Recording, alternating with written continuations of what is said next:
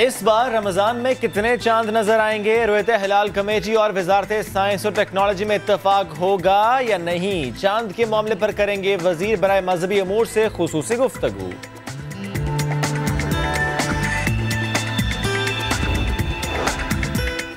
Corona ने खलीजी ममालिक में रहने वाले पाकिस्तानियों के लिए जिंदगी मुश्किल बना दी। लॉकडाउन और कारोबार की बंदिश, लाखों फैमिलीज कस्म पुरसी की जिंदगी गुजारने पर मजबूर।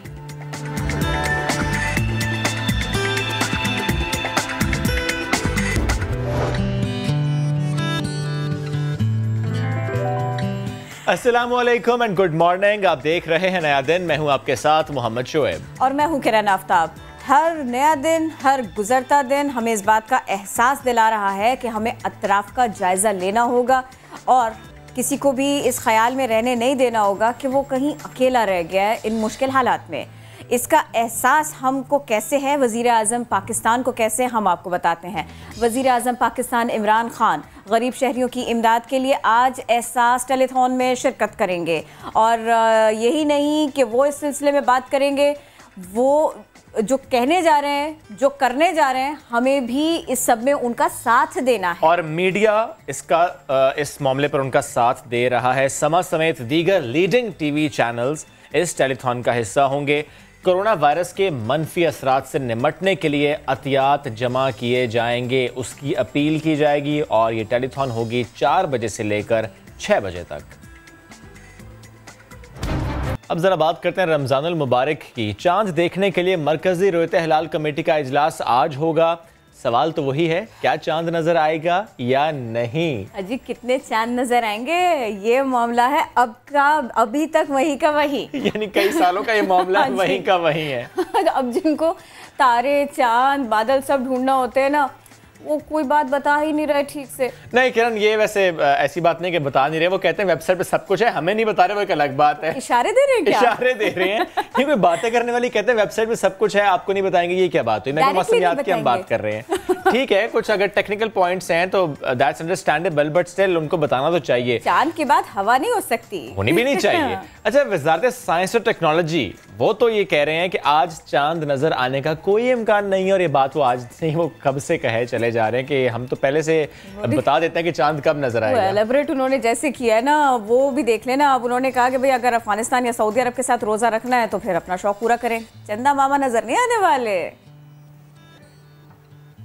रमजानुल मुबारक 1441 हिजरी का पहला रोजा कब होगा? मुफ्ती मुनीबुर रहमान की सदारत में रोयत हिलाल कमेटी सर जोड़कर बैठेगी। पहली मर्तबा joint secretary Wazarat science and technology भी इजलास में शरीक होंगे। तारिक मसूद को कमेटी का रुकन करार दिया गया है। चीफ मेट्रोलॉजिस्ट सरदार सरफराज ने समा को बताया कि मुल्क भर में मतला साफ रहेगा।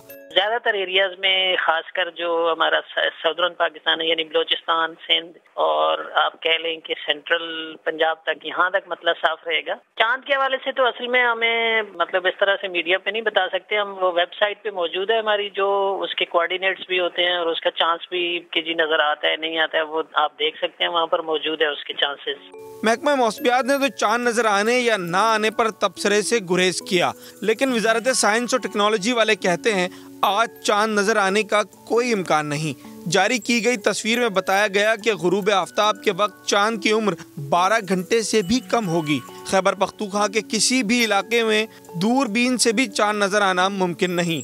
वजीर साइंस और टेक्नोलॉजी फवाद चौधरी कहते हैं किसी ने अफगानिस्तान या सऊदी अरब के साथ रोजे शुरू करने हैं तो शौक से करे, लेकिन आज पाकिस्तान में चांद नजर आने की बात ना करे। अब देखिए, नोक झोंक जो है इस सिलसिले में शुरू हो चुकी है। एक बार फिर से मुफ्ती मुनीबुर रहमान ने फवाद चौधरी की तनकीद का जवाब दिया। कहा दुआ है वजीर साइंस एंड टेक्नोलॉजी 2022 में चांद पर पहुंच जाए।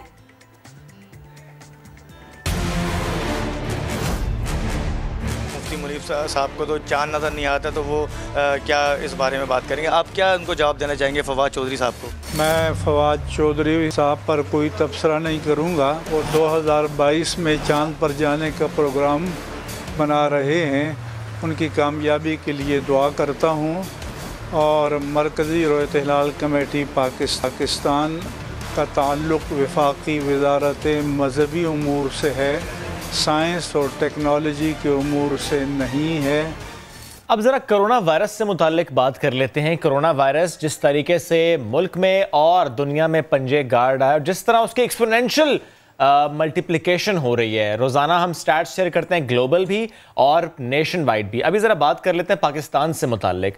गुज़श्ता रोज़ डॉक्टर्स की तरफ से प्रेस कॉन्फ्रेंस की गई और ये कहा गया कि जो ये वायरस है ये भी और फैलेगा, अभी इसका पीक आना है। हुकूमत से मुतालिक उन्होंने कहा कि हुकूमत सख्त इकदाम करे, लॉकडाउन में नरमी की कोई बात ना करे बल्कि मजीद सख्त करे। उन्होंने कहा कि अभी ही जो प्रेशर आना शुरू हुआ है, जगह भरना शुरू हो गई हैं, फिर आगे जाके प्रोबेबिलिटी देखकर अगर इंतखाब करना पड़े कि ये जो है ना ये ज़्यादा सर्वाइव कर सकते हैं आने वाले दिनों में, तो इनको पहले ट्रीट किया जाए, इन हालात से बचना पड़ेगा। क्या कुछ अगर डॉक्टर्स प्रेस कॉन्फ्रेंस करें तो उन्हें कहना पड़ा है, जरा देखिए। तो उलमा से हाथ जोड़ के रिक्वेस्ट है कि खुदारा ये फैसला आप वापस ले लें। आप हुक्मरान को बोलें कि नहीं, क्योंकि आप ही कहते हैं कि एक इंसान बचाना पूरी इंसानियत को बचाना है। कोरोना के बढ़ने का खौफ, फ्रंटलाइन सोल्जर्स हाथ जोड़ने पर मजबूर। सदर, वजीर आजम और सिंध समेत तमाम सूबाई हुकूमतों से लॉकडाउन मजीद सख्त करने का मुतालबा कर दिया। Strict enforcement of the lockdown and prevention of congregation of all sorts to contain the rapid spread of कोविड-19, the government should take this responsibility. Number 2, आवाम को कोऑपरेट करना पड़ेगा, इनको घरों से नहीं निकलना होगा।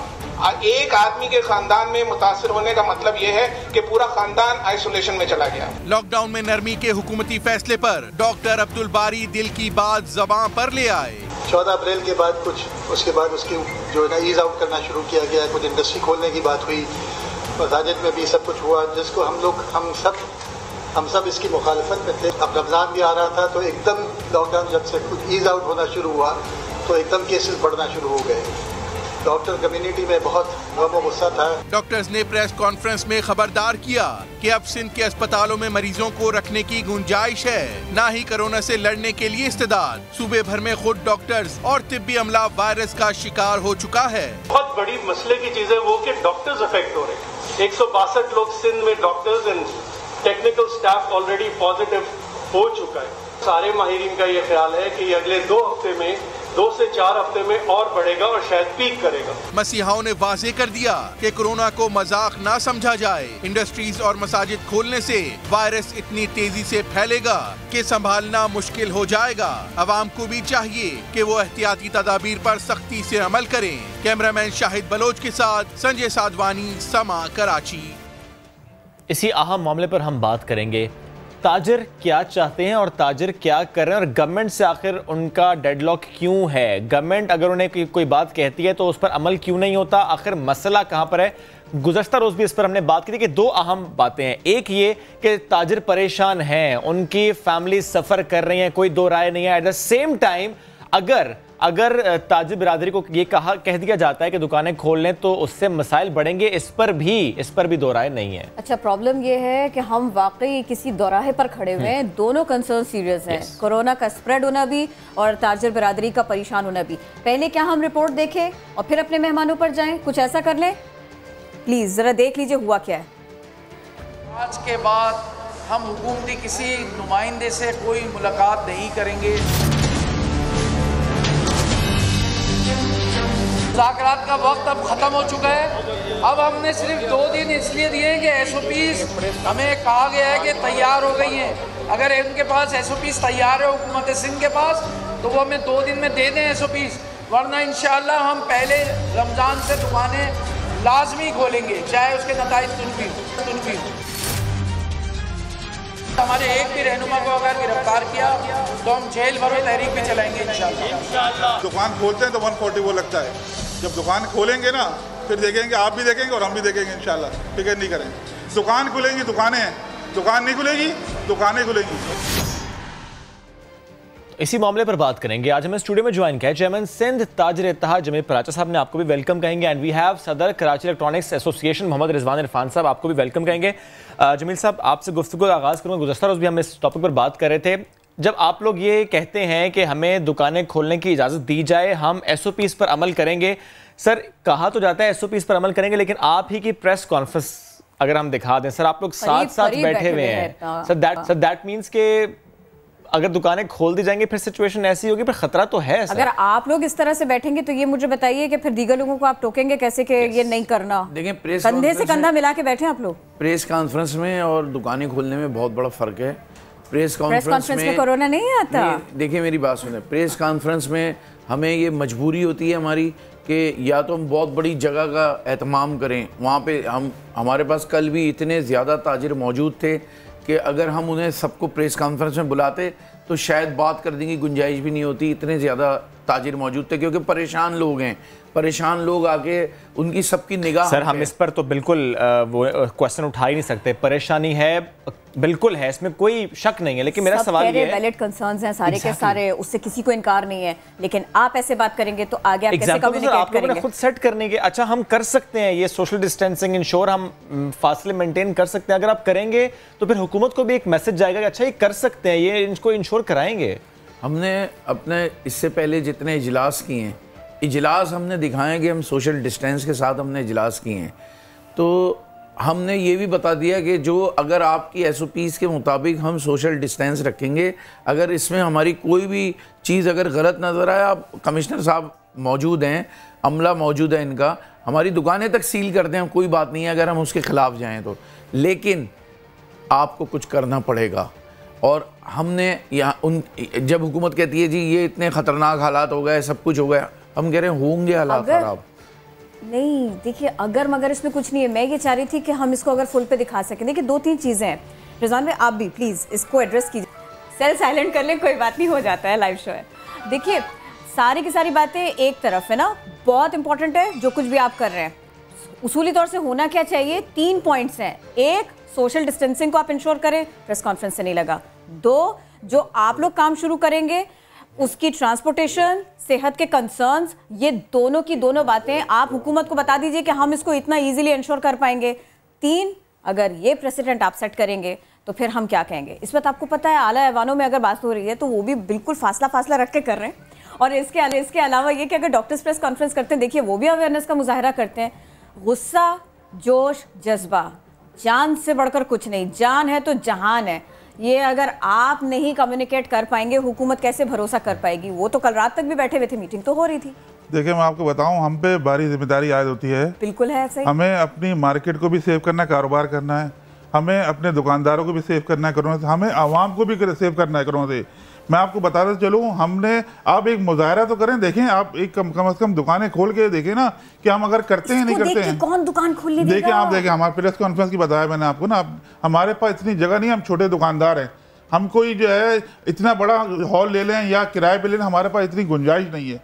अगर हमें पास गुंजाइश होती तो हम बड़ी जगह ले क्या कर सकते थे। हम छोटे दुकानदार हैं, ताकि हम लोग जो है इसमें सोशल डिस्टेंस की आप बात कर रहे हैं, हम हर वक्त हुकूमत जो हमें कहेगी हम करने को तैयार है, हम कर भी रहे हैं। हम 18 तारीख से मार्केटें बंद भी की हुई हैं, हमने वही चीज कर रहे हैं जो सरकार के लिए तक अपना मैसेज पहुंचाना, इवन मीडिया तक भी अपना मैसेज पहुंचाना, उसके लिए यही एक वाहिद तरीके के साथ बैठ जाना, पीछे भी 10 लोग और आगे भी 10 लोग, और फिर जेल भरो, तहरीक की बात करना कि वो भर दे जेलें, फिर आप बताइए फिर रिजॉल्व आप कैसे करेंगे? नहीं रिजॉल्व की सरकार, देखिए हम ये एहसास सरकार को भी होना चाहिए। आप अपने एंड से कैसे कर पाएंगे? हम तो अपने एंड से कर रहे हैं हर चीज, हम तो अपने दुकानदारों को रोक भी रहे हैं, कारोबार भी करने से, लेकिन एक वक्त होता है, एक टाइम होता है, 1 महीना 6 दिन हो गए बता कर नहीं आया। और ये मैं आपको याद दिला दूं कि ये डायरिया नहीं है, ये डेंगू नहीं है, ये मलेरिया नहीं है, ये ज़्यादा ख़तरनाक है और ये बहुत अलग तरह से फैल रहा है, इसीलिए सारी दुनिया सबसे परेशान है ना। बिल्कुल परेशान है, हम खुद परेशान हैं, हम भी चाहते नहीं हैं कि ये चीज़ें फैले, ये चीज़ जो है बढ़े। मैंने आपको बताया ना, प्रेस कॉन्फ्रेंस देख के नहीं लगा आप लोगों ने इस सिलसिले में कुछ सोचा यही कह दें कि अब एहतियात करेंगे इस बात में, आपके कहने से हम एहतियात जरूर हमारे कहने से ना कीजिए, ये नहीं हम करेंगे, बिल्कुल करना चाहिए, करेंगे बिल्कुल करना चाहिए आपको, आइंदा जो है कोशिश करेंगे क्योंकि बड़ी जगह प्रेस कॉन्फ्रेंस। लेकिन ये प्रेस कॉन्फ्रेंस का जो है हमें मौका क्यों दिया जाता है? सर ये बात बिल्कुल दुरुस्त, क्योंकि सर देखें, अगर गवर्नमेंट से आपकी बात ना भी हो रही हो, कोई ऐसी एडवाइजरी ना भी हो, तो ये हमने खुद इंश्योर करना है, एज अ रिस्पॉन्सिबल सिटीजन हमने इसको इंश्योर करना है कि हमने फासले मेंटेन करने, क्योंकि दुकानें कभी ना कभी तो खुलनी है और कोरोना इतनी जल्दी जाएगा नहीं, तो हमें ये चीजें तो मेंटेन करनी है। वजह तो बताओ ना, वो आपको बता दिया जाए कब तक नहीं खुलेंगे दुकान, यही तो हम चाहते हैं, बता दिया जाए। जो मंसूबे बना रही है, जो कुछ दुनिया भर में हो रहा है सर, वो ये कह रहे हैं कि हमें 2022 और शायद उससे आगे तक भी बहुत सारी एहतियात करनी पड़ेगी। अब देखिए इसमें एक मसला ये है कि देखिए मैं हमेशा आप लोगों से ये वाली बात पूछती हूँ, होना क्या चाहिए? अगर हुकूमत आपको कंफ्यूज लगती है, अगर आपको ऐसा लगता है कि भाई सूबाई हुकूमत हमारी बात ही नहीं ना सुन रही है ना समझ रही है, हम लोग बीच में कहीं बरज़ख में है, कुछ समझ में नहीं आ रहा, तो देखिए आपके पास में हमेशा ऑप्शंस तो होने चाहिए ना, एक स्मूथ प्लान तो होना चाहिए ना आपके पास कि अगर आप अपनी बात नहीं कर रहे तो आप मेरी बात मानिए। और देखिए इसमें ये पॉजिटिव बातें हैं, 3 तजावीज़ आपके पास होनी चाहिए, प्लीज़ वो हमसे शेयर करें आप। सबसे पहले तजावीज़ तो हमने ये देखी, ऑनलाइन का सिस्टम शुरू कर दिया जाए, बहुत इंपॉर्टेंट है। अभी तक के कुछ नहीं हुआ, कम से कम उसमें सोशल डिस्टेंस का मसला भी नहीं होता। गोदाम से माल शुरू जाता है, दुकान जो है वहाँ से माल जाता है, वहाँ इतने लोग जमा नहीं होते, अभी तक के वो भी शुरू नहीं किया। आप शुरू तो कर दें, कम से कम काम तो शुरू हो जाए उनका, लोगों का एक ही हो गया अभी तक। और इसके अलावा मैं आपको बताता हूँ, जो मेजर हैं वो सेफ्टी मेजर सरकार बताएगी हमको, हमने तो अपना बता दिया उनको हम ये करेंगे, तो सरकार भी तो हमें कुछ बता दे कि आपको ये करना है।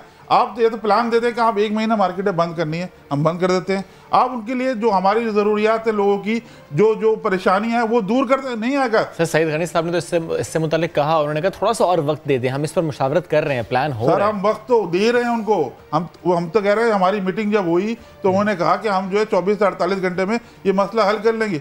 जब एक फेडरल गवर्नमेंट ने एक नोटिफिकेशन निकाला, उसको जो है सीएम साहब ने जो इसको अप्रूव किया है, ये जो 140 जो लगाया गया, ये सीएम साहब ने किया है, तो सीएम साहब के पास पावर है, वो इस्तेमाल करें ना। ये बिल्कुल दुरुस्त पॉइंट है कि सीएम साहब के पास पावर है, ये बहरहाल डिसीजन जो है वो सिंध गवर्नमेंट को ही करना है। पराता साहब मुझे ये बताएं कि अगर केसेस बढ़ते हैं, क्योंकि कल का दिन सिंध में सबसे ज्यादा केसेस रिपोर्ट हुए हैं, अल्लाह करे दोबारा हम ये दिन ना देखें, केसेस कम ही हो, ना हो तो इससे अच्छी क्या बात है, बट जो सिचुएशन है वो ये कि अभी केसेस और रिपोर्ट होंगे, ज़रा जिस तरह टेस्टिंग होगी केसेस तो रिपोर्ट होंगे। For example situation get worst और दुकानें खोलने की इजाज़त नहीं मिलती, व्हाट्स द ऑल्टरनेट? जिस तरह एक आपका बड़ा अच्छा पॉइंट है कि बिला सूद या कम शरह सूद पर कर्जे दिए जाएं, इसके साथ साथ और इसको भी मुझे प्लीज़ एलेबोरेट कीजिए एग्जैक्टली कैसे इस मामले को एड्रेस किया जा सकता है दुकानें खोले बगैर। देखिए बैंक अकाउंट सबके पास हैं, हर ताजिर के पास बैंक अकाउंट होता है, बैंकों से वो कर्ज़े दिलवा दिए जाएं। स्टेट बैंक पॉलिसी बनाकर बैंकों को बोले कि भाई ये कर्ज़े इनको दे दें। जाहिर है उसमें जिस तरह बैंक अकाउंट खुलते हैं, 2 आदमियों की गारंटी होती है तो बैंक अकाउंट खुलता है, जो भी अकाउंट जिनके होते हैं 2 लोग गारंटी देते हैं तो अकाउंट खुल जाता है। इसी तरह 2 ताजिर किसी तीसरे ताजिर की गारंटी देंगे तो अकाउंट खुल जाएगा। और ज़्यादातर हमारे पास जो लोग मौजूद हैं वो इनकम टैक्स पेयर हैं। इनकम टैक्स पेयर के लिए क्या परेशानी होनी चाहिए, तो हुकूमत को वैसे ही सपोर्ट करना चाहिए। अब 1 महीना 6 दिन हमने गुजार दिए, किसी के पास कैश नहीं है, ख़त्म हो चुके हैं कैश, लोग सड़कों पे निकल आए हैं फैमिलीज़ के साथ। अब कम से कम आप ऐसी पॉलिसी बनाएं। अगर हम तो कह रहे हैं महीना 2 महीने आप बिठा दें हमें घर पे, कोई बात नहीं, लेकिन या तो लोगों को कंपनसेट कर दें, छोटे ताजिरों को, ठीक है, या फिर बिलासूदी कर्जे दे दें, कुछ तो करें। आप खाली तसल्लियाँ कब तक ऐसे गुजारा होगा? हमने बार बार बताया कि 12 घंटे भी नहीं है हमारे पास, लोग इतने परेशान हैं। हम कैसे उनकी, जब वो आते हैं लोग हमारे पास आते हैं, उनकी शक्लें रोने जैसी होती हैं, उनकी फैमिलीज हाथ जोड़ रही होती हैं, तो किस तरह से उनसे हम बात करें? बहुत तशवीशनाक सिचुएशन है जिसके बारे में आप हमें बता रहे हैं। ये फरमाइएगा बिल्कुल क्विकली, कल वाली आप लोगों ने प्रेस कॉन्फ्रेंस देखी थी, जो कुछ डॉक्टर्स कह रहे थे, अब उसकी रोशनी में आप लोग काम करेंगे, उसकी रोशनी में अब आप लोग बात करेंगे, प्लान करेंगे, ऐसे ही है? वो भी हम करने के लिए तैयार हैं, लेकिन पहले मेरी बात सुन लें। हमने प्रेस कॉन्फ्रेंस की, फौरन डॉक्टरों की प्रेस कॉन्फ्रेंस आ गई।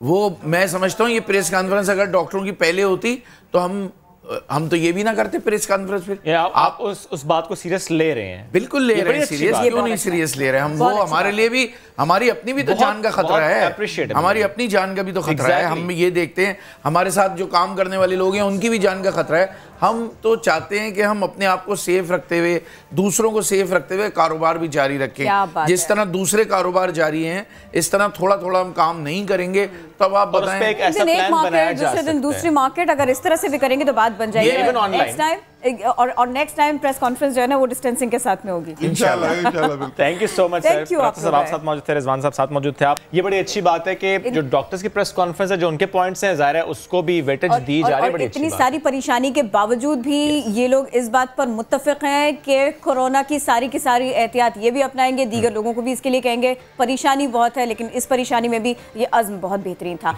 अच्छा, बड़ा क्विकली हमें आगे बढ़ना पड़ेगा। मुल्क में कोरोना केसेस की तादाद बढ़ती जा रही है, 10,513 ये हो गई है। गुज़िश्ता 24 घंटों में 15 अमवात हुई और इसके बाद में ये तादाद भी बढ़ गई। हम कोशिश करेंगे इसी बारे में अपनी रिपोर्टर से बात करें। अरहम खान हमको ज्वाइन कर चुकी है। अरहम, मुझे ताज़ा आदादोशुमार बताएंगी आप? इंतहाई तशवीशनाक सिचुएशन होती जा रही है पाकिस्तान में। जी बिल्कुल किरण, जैसा से हमने देखा कि कल 533 केस सामने आए, लेकिन गुज़िश्ता 24 घंटों के दौरान फिर से तादाद बढ़ गई और 742 नए केसेस सामने आए हैं। पंजाब में सबसे ज्यादा केसेस हैं 4,590, सिंध दूसरे नंबर पर है 3,373 और खैबर पख्तूनख्वा में 1,453 केसेस हैं, जबकि इस्लामाबाद में 10 नए केस सामने आने के बाद तादाद 204 हो गई है। बलूचिस्तान में 552, गिलगित बल्तिस्तान में 290 और आज़ाद कश्मीर में 51 केस अभी तक रिपोर्ट हुए हैं। मकामी तौर पर वायरस के फैलाव की बात करें तो 79% जो है वो मकामी फैलाव हो चुका है और 224 लोग जो हैं वो मौत के मुंह में जा चुके हैं। अनफॉर्चुनेटली 15 अमवात कल रिपोर्ट हुई हैं। इसके अलावा अगर हम तादाद बात करें कि अमवात किस सूबे में हुई हैं तो सिंध में 69 है, पंजाब में 58 है, खैबर पख्तूनख्वा में 83 है, इस्लामाबाद में 3, बलूचिस्तान में 8 और गिलगित बल्तिस्तान में 3 है और 60 पेशेंट्स जो हैं वो क्रिटिकल हैं बहुत ज़्यादा। और अब तक 1,24,549 अफराद के कोरोना वायरस के टेस्ट हो चुके हैं और अगर 24 घंटों की बात करें तो तकरीबन 6,700 अफराद के टेस्ट किए गए हैं। टेस्ट जो है वो दिन ब दिन बढ़ाए जा रहे हैं, जिसकी वजह से जो हमारे मरीज हैं वो भी ज़्यादा सामने आ रहे हैं। इसके अलावा कुछ मजीद तफसीलात जो सामने आई हैं वो ये हैं कि मुल्क के 717 अस्पतालों में कायम आइसोलेशन वार्ड की जो सहूलत है वो मौजूद है और तकरीबन 2,779 जो मरीज हैं वो इन अस्पतालों में ज़ेर इलाज हैं। जी बहुत शुक्रिया, हम आप साथ मौजूद थी, आपने अपडेट किया। और आपको बताएं कि डॉक्टर इंतजामिया को, गवर्नमेंट को ये कहा है कि लॉकडाउन में नरमी ना की जाए क्योंकि लॉकडाउन में नरमी से कोरोना वायरस के केसेस में इजाफा हो रहा है। स्पेशली लोकल ट्रांसमिशन, ज़ाहिर है फ्लाइट्स उस तरीके से आ नहीं रही। अब लोकल ट्रांसमिशन है एक बड़ा चैलेंज है और ये बढ़ता जा रहा है क्योंकि जो स्टैट्स हमारे सामने सर हमने भी शेयर किया अभी कुछ देर पहले हमारे साथ, तो स्टैट्स ये बता रहे हैं कि सिचुएशन इतनी ठीक है नहीं। इस वक्त हमें ज्वाइन किया है। जी कहना ये पड़ेगा एक जुमला प्लीज कहना ये पड़ेगा कि ये बात कौन कर रहे हैं? ये बात हमारे वो डॉक्टर्स कर रहे हैं कि जिनको हमने फ्री कैंप्स लगाते देखा, जिनको हमने अनथक मेहनत करते देखा, जिनको हमने वाकई मसीहा पाया कराची, सिंध, पाकिस्तान के दीगर हिस्सों। ये वो डॉक्टर्स हैं सारे के सारे जो वाकई मसीहा है हमारे लिए, ये बहुत मेहनत करते हैं, हम इन्हें जानते हैं। और इसीलिए किरण उनकी बात बहुत मुस्तनद है, उनकी बात को वेटेज देनी है और उनकी बात को सीरियस लेना है बिकॉज फ्रंट लाइन वॉरियर्स हैं हमारे। हमें इस वक्त ज्वाइन किया है chairman Indus hospital doctor Abdul Bari sahab ने, and we have doctor Faisal Mahmood infectious disease specialist हैं आगा खान यूनिवर्सिटी हॉस्पिटल के। आप दोनों को वेलकम कहेंगे। डॉक्टर अब्दुल बारी साहब, पहले आपकी तरफ आना चाहूँगा। जब हम ये बात करते हैं कि केसेस में इजाफा हो रहा है तो वो इजाफे की वजह या तो ज़्यादा टेस्टिंग हो रही है और फिर केसेस रिपोर्ट हो रहे हैं या कि वाकई लोकल ट्रांसमिशन बढ़ गई है जस्ट बिकॉज ऑफ के लॉकडाउन में थोड़ी नरमी है, लोग उस तरह से प्रिकॉशनरी मेजर्स ले नहीं रहे। बिस्मिल्लाह, बहुत शुक्रिया आपका। देखें इसमें दोनों एलिमेंट्स हैं क्योंकि जब टेस्टिंग बढ़ाए तो हमें पता था कि केसेस होंगे और लॉकडाउन का फैसला इसीलिए किया गया था कि अगर ये लोग अपने घरों में रहेंगे और डिसिप्लिन के तरीके से रहेंगे तो ये फैलाव कम होगा और अगर होगा भी तो थोड़ा थोड़ा आएगा, ट्रिकल इफेक्ट आएगा। और लेकिन जब ये लॉकडाउन कम हुआ है तो उसकी वजह से जो है ना डेफिनेटली क्योंकि अब इनका एक्सपोजर लोगों से जो पॉजिटिव है उनका एक्सपोजर लोगों से हो रहा है तो वो इसको फैलाव में मदद कर रहा है। हमारा तो ये था कि स्ट्रिक्ट लॉकडाउन अगर 1 महीना कर दिया जाता तो ये सूरत हाल नहीं होती, इसलिए अब जो है इसकी वजह से बढ़ रहे हैं और टेस्टिंग भी बढ़ रही है। सर अभी डॉक्टर साहब आज पूरा 1 महीना हो गया, 23 मार्च को लॉकडाउन का नफाज हुआ था, आज 23 अप्रैल, पूरा 1 महीना हो गया। आपको लगता है कि लॉकडाउन की ड्यूरेशन तो सही थी लेकिन उस तरीके से इम्प्लीमेंटेशन नहीं हुई, सख्त नहीं हुआ? देखिए, एक तो पहला हिस्सा था तो उस पर सख्ती काफी थी, और अब ये हम एक्सपेक्ट कर रहे हैं कि 100% होगा, वो तो सिर्फ कर्फ्यू से हो सकता है, उसके अलावा नहीं हो सकता कि गली गली में कोई खड़ा हो, लेकिन थोड़ा सा एलैबोरेट करें कर्फ्यू नहीं डाल सकते।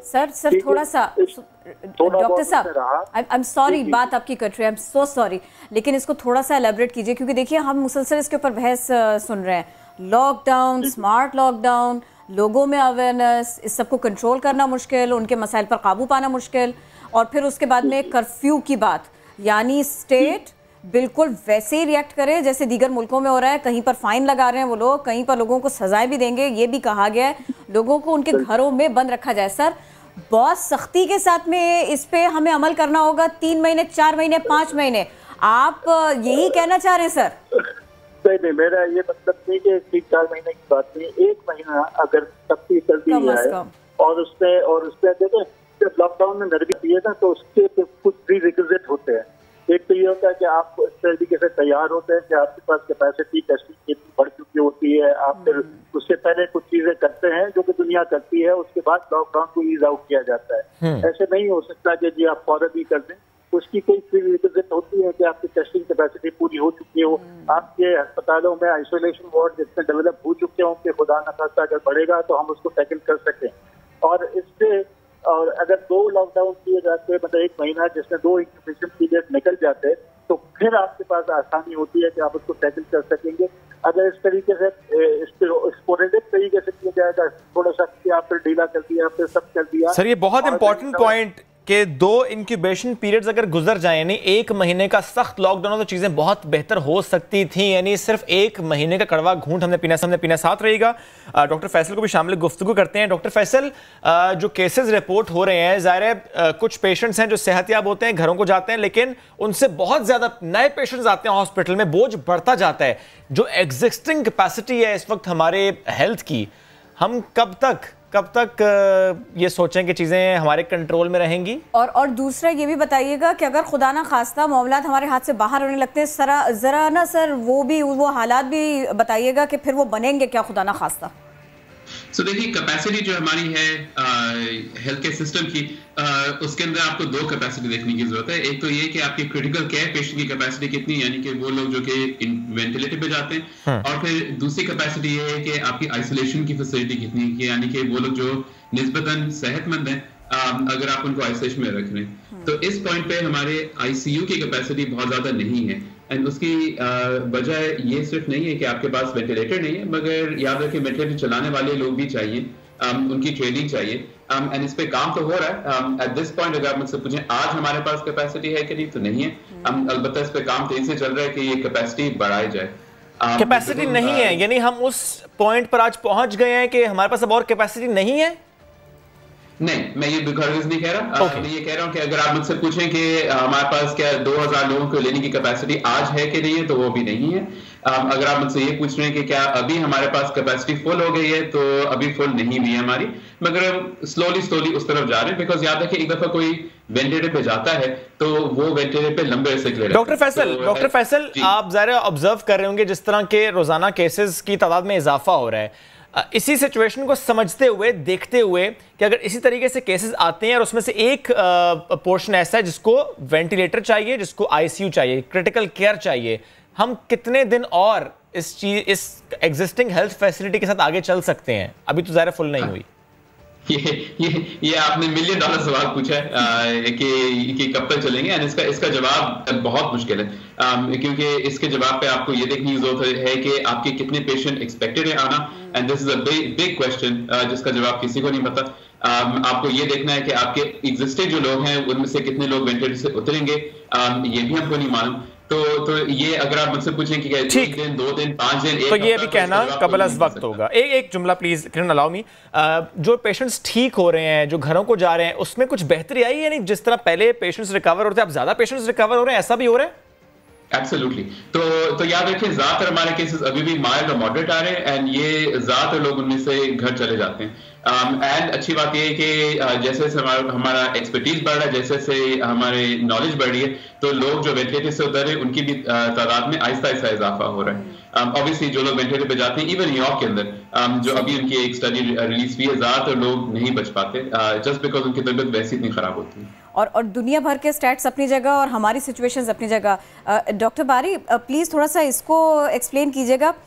कराची की जो करंट सिचुएशन है उसको आप कैसे देखते हैं? दीगर दुनिया के हिस्से, बड़े शहर, ऐसे शहर के जहाँ पर बहुत सारे इलाकों के लोग बड़े आराम से आ जाते हैं और वहाँ पे मिलजुल कर रहते हैं, ऐसा जो हमारी एक ये जो सिचुएशन है कराची की, जो कराची की ब्यूटी भी है, तो इस सिचुएशन में यहाँ पर मामलात को इंश्योर भी करना, फिर यहाँ पर कोरोना का स्प्रेड होना, सर करंट सिचुएशन क्या है?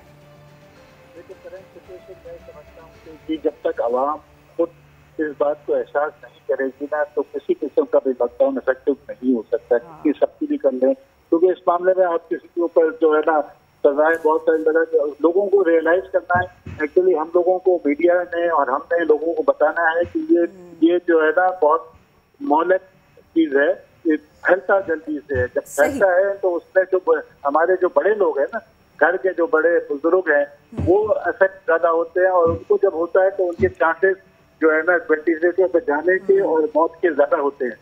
कोई भी बच्चा ये नहीं चाहेगा कि वो अपनी उसकी वजह से उनके वालिदैन को कोई तकलीफ हो और फिर वो जाबाक हो जाए। तो ये रियलाइजेशन और उनके बच्चे ये ज्यादा इफेक्ट होते हैं, इन लोगों को ख्याल करना चाहिए।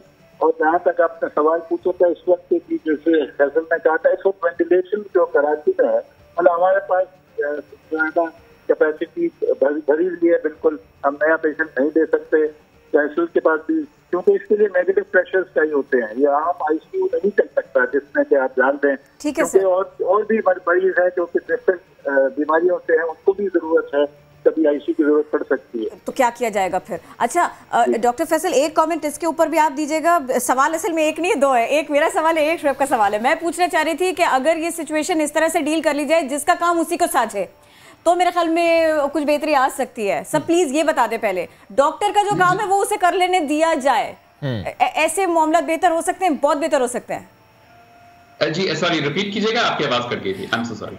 कोई बात नहीं, मेरे से सवेरे से ऐसा हो रहा है डॉक्टर फैसल। जिसका काम उसी को साझे, जो डॉक्टर के हिस्से का काम है वो उसी को करने दिया जाए। मैं अंदाजे ना लगाऊं या कोई और अंदाजे ना लगाए और फैसले ना करे इस बारे में। बिल्कुल, बहुत आपने अच्छा पॉइंट दिया है कि इस माहौल में क्योंकि सब लोग एक्सपर्ट बनने की कोशिश करते हैं, and really medicine is not इतना आसान नहीं है। आपको जिसका काम वो करना चाहिए, और एंड जरूरी बात है कि इसमें हम सबका किरदार है, हम सबको अपना काम अदा करना है। बिल्कुल सही कह रहे कि ये हमारी अपनी रिस्पॉन्सिबिलिटी कि ये वायरस आप घर पे ना लेके आए, ये आपकी अपनी रिस्पॉन्सिबिलिटी कि आप अपने बूढ़ों को, अपने वालिदैन को बचाएं, क्योंकि जो लोग मरेंगे, जो लोग बीमार होते हैं, वो यही लोग हैं। एग्जैक्टली, हम सबको रिस्पॉन्सिबिलिटी का मुजाहरा करना है। बारी साहब प्लीज एक सवाल ले लीजिएगा। बारी साहब प्लीज एक सवाल ले लीजिएगा। मुझे आप ये बता सकते हैं, लास्ट वीक में कोई नई डेथ रिपोर्ट हुई हो जिसका कॉज मालूम ना हो और बाद में मालूम हो, या स्पेकुलेशन हो कि the death reason was corona? देखिए, एक तो पहले मैं फैसल की बात को कहूँ कि इसमें डॉक्टरों की राय मुकद्दम होनी चाहिए। मैं अगर डॉक्टर भी अगर जो फैसल से पूछता हूँ कि ये मास्क पहनना चाहिए नहीं है, जब इन्होंने कहा कि आप मास्क पहनो तो मैंने पहनना शुरू कर दिया था। उससे पहले ये मना करते थे तो मैं नहीं पहनता था। बाकी ये जो कि अनएक्सपेक्टेड डेथ की, कुछ लोग ऐसे हमारे पास तकरीबन एक दिन बाद कोई ऐसा मरीज आता है जिसको ये सस्पिशियस होता है और उसके हमने टेस्ट किया है, तो अबाउट 50% ऐसे लोग, हम लोग स्वाब, हमारी ये पॉलिसी है कि हम स्वाब ले लें उनका जब बहुत के बाद भी। तो फिर हमने 50%, 60% ऐसे थे जो कि जिनको कोरोना पॉजिटिव आया था, डेथ के बाद मालूम हुआ था। जी फौरन ही। जैसे टोटल कितने? ओके, मेरे ख्याल में 8 मरीज ऐसे थे कि जो इस तरीके से आए थे। उसमें से कुछ तो ब्रॉड डेथ थे और गैस करते हुए आए थे, उसके से फिर हमने उनका सैंपल लिया, तो कोई 8 में से 4 ऐसे थे जो पॉजिटिव निकले थे। बाद में फिर उनकी फैमिली को हमने ट्रेस किया, और उनके टेस्ट किए। ठीक है बारी साहब, बहुत शुक्रिया, साथ मौजूद थे आप। डॉक्टर फैसल आप साथ मौजूद थे, बेहद शुक्रिया आप दोनों का। हम सबको एक रिस्पॉन्सिबल सिटीजन होना है, मुजाहरा करना है, जो हमारी रिस्पॉन्सिबिलिटी है उसको लाजमी पूरा करना है। एनीवेज, ब्रेक का वक्त, तो वापस आते हमारे साथ रहिए।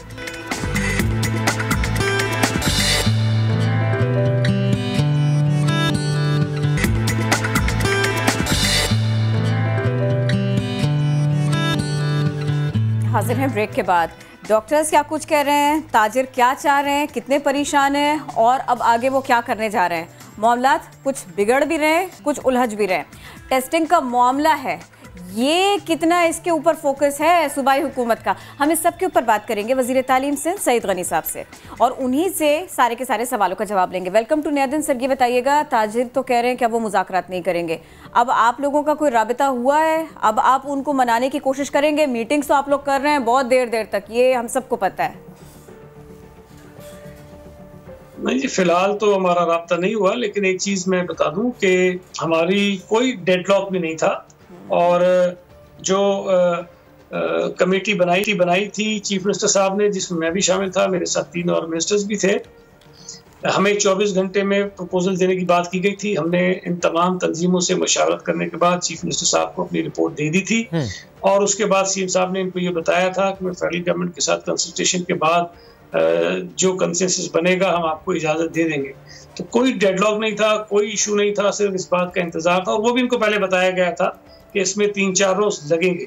अब मुझे नहीं समझ आती कि किसके इशारे पर, किसकी ईमा पर चंद लोगों ने आज ये सूरत हाल पैदा कर दी है, लेकिन मेरा ख्याल है कि राब्ता हो जाएगा। हम तो चाहेंगे कि हमारी तवज्जो कोरोना पर ही रहे, वो इस वक्त इस मुल्क का सबसे बड़ा इशू है, और ये जो हमारी तवज्जो बांटने के लिए कुछ और मसाइल पैदा किए जा रहे हैं, ये ना सिर्फ मैं समझता हूँ बहुत बड़ी ज्यादती है कराची के और सूबा सिंध के शहरियों के साथ, बल्कि ये अपने साथ भी बहुत ज्यादती कर रहे हैं, इसलिए कि हमारी कोशिश है कि हम शहरियों को इस वबा से बचाएं, इस वायरस से बचाएं, जिसमें यकीनन उन ताजिरों की फैमिलीज, उनके बच्चे भी आते हैं। ठीक, अच्छा सर, कुछ देर पहले हम ज़ाहिर इसी मौजू पर गुफ्तगू भी कर रहे थे कि ताजिर बिरादरी का मौक़िफ़ क्या है। वो ये कहते हैं कि जब हम एक बात लेकर जाते हैं और जिस पर मुशावरत होती है, तो ज़ाहिर है सिंध गवर्नमेंट को डिसाइड करना चाहिए, सीएम साहब को डिसाइड करना चाहिए। वफाक की बात क्यों की जाती है कि वफाक डिसाइड करेगा, या वफाक को बताया जाएगा, इमरान खान साहब को लिखा जाएगा, वो जवाब देंगे तो फिर डिसाइड करेंगे? मामला सर सूबे ने डिसाइड करना, नहीं? नहीं, वफाक पे डालने की कोशिश हम नहीं कर रहे हैं। देखें, हमने शुरू में आगाज में जब कोई फैसले नहीं हो रहे थे तो कुछ फैसले हमने खुद किए, और मैं समझता हूँ कि बरवक्त किए और उसकी पजीराई भी हुई। लेकिन उन फैसलों के बाद कुछ और किस्म की आवाज़ें जब कहीं और से उठना शुरू हो जाती हैं, उन फैसलों को मुतनाज़ा बनाने की कोशिश की गई। उसके बाद चीफ मिनिस्टर साहब ने बरमला प्रेस कॉन्फ्रेंसेस करके ये कहा कि हमारी ये ख्वाहिश है कि प्राइम मिनिस्टर साहब लीड करें और प्राइम मिनिस्टर साहब फैसले करें, हम उस पर अमल दरामद करेंगे। अब अगर ये सूरत हाल बनी कि जी हमें दुकानें खोलनी है या नहीं खोलनी, तो उस पर हमने एक मशावरत कर ली, प्रपोजल बना लिए। हम सिर्फ ये चाहते थे कि फेडरल गवर्नमेंट को भी ऑन बोर्ड ले लें और उसके बाद हम इनको इजाज़त दे दें। तो एक नेक नियति के साथ एक अच्छा काम हम करने जा रहे हैं, लेकिन समझना चाहिए कि हमारे लिए सबसे ज़्यादा अहम शहरियों की जानें हैं, उनकी सेहत है, उस पर हम कंप्रोमाइज़ नहीं करेंगे। और जो अगर ये समझते हैं कि जी वो कारोबार ज़िंदगी से ज़्यादा ज़रूरी है, तो मैं समझता हूँ कि उन्हें अपने रवैयों पर दोबारा ज़रा गौर करना चाहिए। सईद गनी साहब, अभी हम ताजिरों से भी बात कर रहे थे, तो उन्होंने कहा उनका मसला इस सूरत में बड़ी हद तक हल हो सकता है कि बिला सूद या फिर कम शरह सूद पर उन्हें कर्जे दिए जाएं, ताकि वो कुछ तो फैसिलिटेट कर पाएँ अपने साथ जुड़े लोगों को। तो ये बताइएगा कि फिर क्या इस सिलसिले में आप लोग कर रहे हैं, क्या तजवीज़ ज़ेर गौर है? देखिए, ये बात चीफ मिनिस्टर साहब की मीटिंग में भी इन ताजिर तंजीमों ने रखी थी, तो हमने उनको बताया था कि ये सूबाई हुकूमत के इख्तियार में नहीं है। और चीफ मिनिस्टर साहब ने पहले भी फेडरल गवर्नमेंट के सामने मुतालबा रखा था कि जो कारोबारी हमारे दोस्त हैं उनको कर्जे दिए जाएं, कम नरखों पर कर्जे दिए जाएं, ताकि वो अपने इदारे चला सकें और मुलाजमीन की तनख्वाहें दे सकें। उस पर मैं समझता हूँ कि स्टेट बैंक ने एक अच्छी स्कीम अनाउंस की, जिसमें उन्होंने 4% और 5% पर जो है वो कर्जे देने की बात की। लेकिन हम ये समझते हैं कि जब स्टेट बैंक ने मजीद 2% कमी की है कर्जों में, जो शरह सूद में, तो इन कर्जों पर भी शरह सूद में मजीद कमी होनी चाहिए। और जब ताजिरों ने ये मुतालबा किया था, तो चीफ मिनिस्टर ने उनको यकीन दहानी कराई थी कि इनका ये मुतालबा भी वो फेडरल गवर्नमेंट के सामने रखेंगे और उनसे गुजारिश करेंगे कि जो छोटे ताजिर हैं उनको बिला सूद जो है वो कर्जे फराहम किए जाए। तो हमने उनसे बात की थी और वो बात करेंगे। ठीक सर, आप जरा टेस्टिंग से मुतालिक भी कमेंट कर दीजिएगा, क्या सिंध में पूल टेस्टिंग हो रही है? और सर डिस्ट्रिक्ट कमिश्नर ज़िला जनूबी उनकी तरफ से कहा गया था 19 तारीख को कि कोरोना टेस्ट का 10 मिनट में नतीजा आएगा। रैपिड टेस्टिंग की बात करें, वो कहते हैं मुआविन खुसूसी वज़ीर आला कि उनका टेस्ट किया गया, नतीजा 10 मिनट में मिला है और ज़िले के तमाम अफराद का टेस्ट वो करेंगे, ये भी कहा गया उनकी तरफ से। देखिए, जो रैपिड टेस्टिंग है वो हमने बिल्कुल शुरू की है और वो उन इलाकों में की जाती है जो हॉट स्पॉट्स हैं, जहां केसों की तादाद ज़्यादा होती है और जिन आबादियों को हम बंद करते हैं और बंद करने के बाद जल्दी से टेस्टिंग कराते हैं ताकि वहां अगर पेशेंट्स हैं पॉजिटिव हैं तो वो सामने आ जाए। अच्छा, ये फरमाइएगा, गवर्नर सिंध ने कहा इमरान खान लॉकडाउन में नरमी करने जा रहे हैं, इस सिलसिले में कोई बात हुई है आप लोगों की जब आप मिलजुल कर बैठे? और फिर सिंध का क्या मौक़िफ़ है, आप लोगों का क्या मौक़िफ़ है इस सिलसिले में? देखें, एनसीसी में जो बात हुई थी, जो फैसले हुए थे, उन पर तो अमल दरामद हो रहा है। उसमें एक्सपोर्ट ओरिएंटेड जो फैक्ट्रीज हैं, जो इंडस्ट्रीज हैं जिनके पास एक्सपोर्ट के ऑर्डर्स हैं, उनको SOPs के साथ खोलने की इजाज़त देने की बात थी, वो हमने शुरू कर दिया है।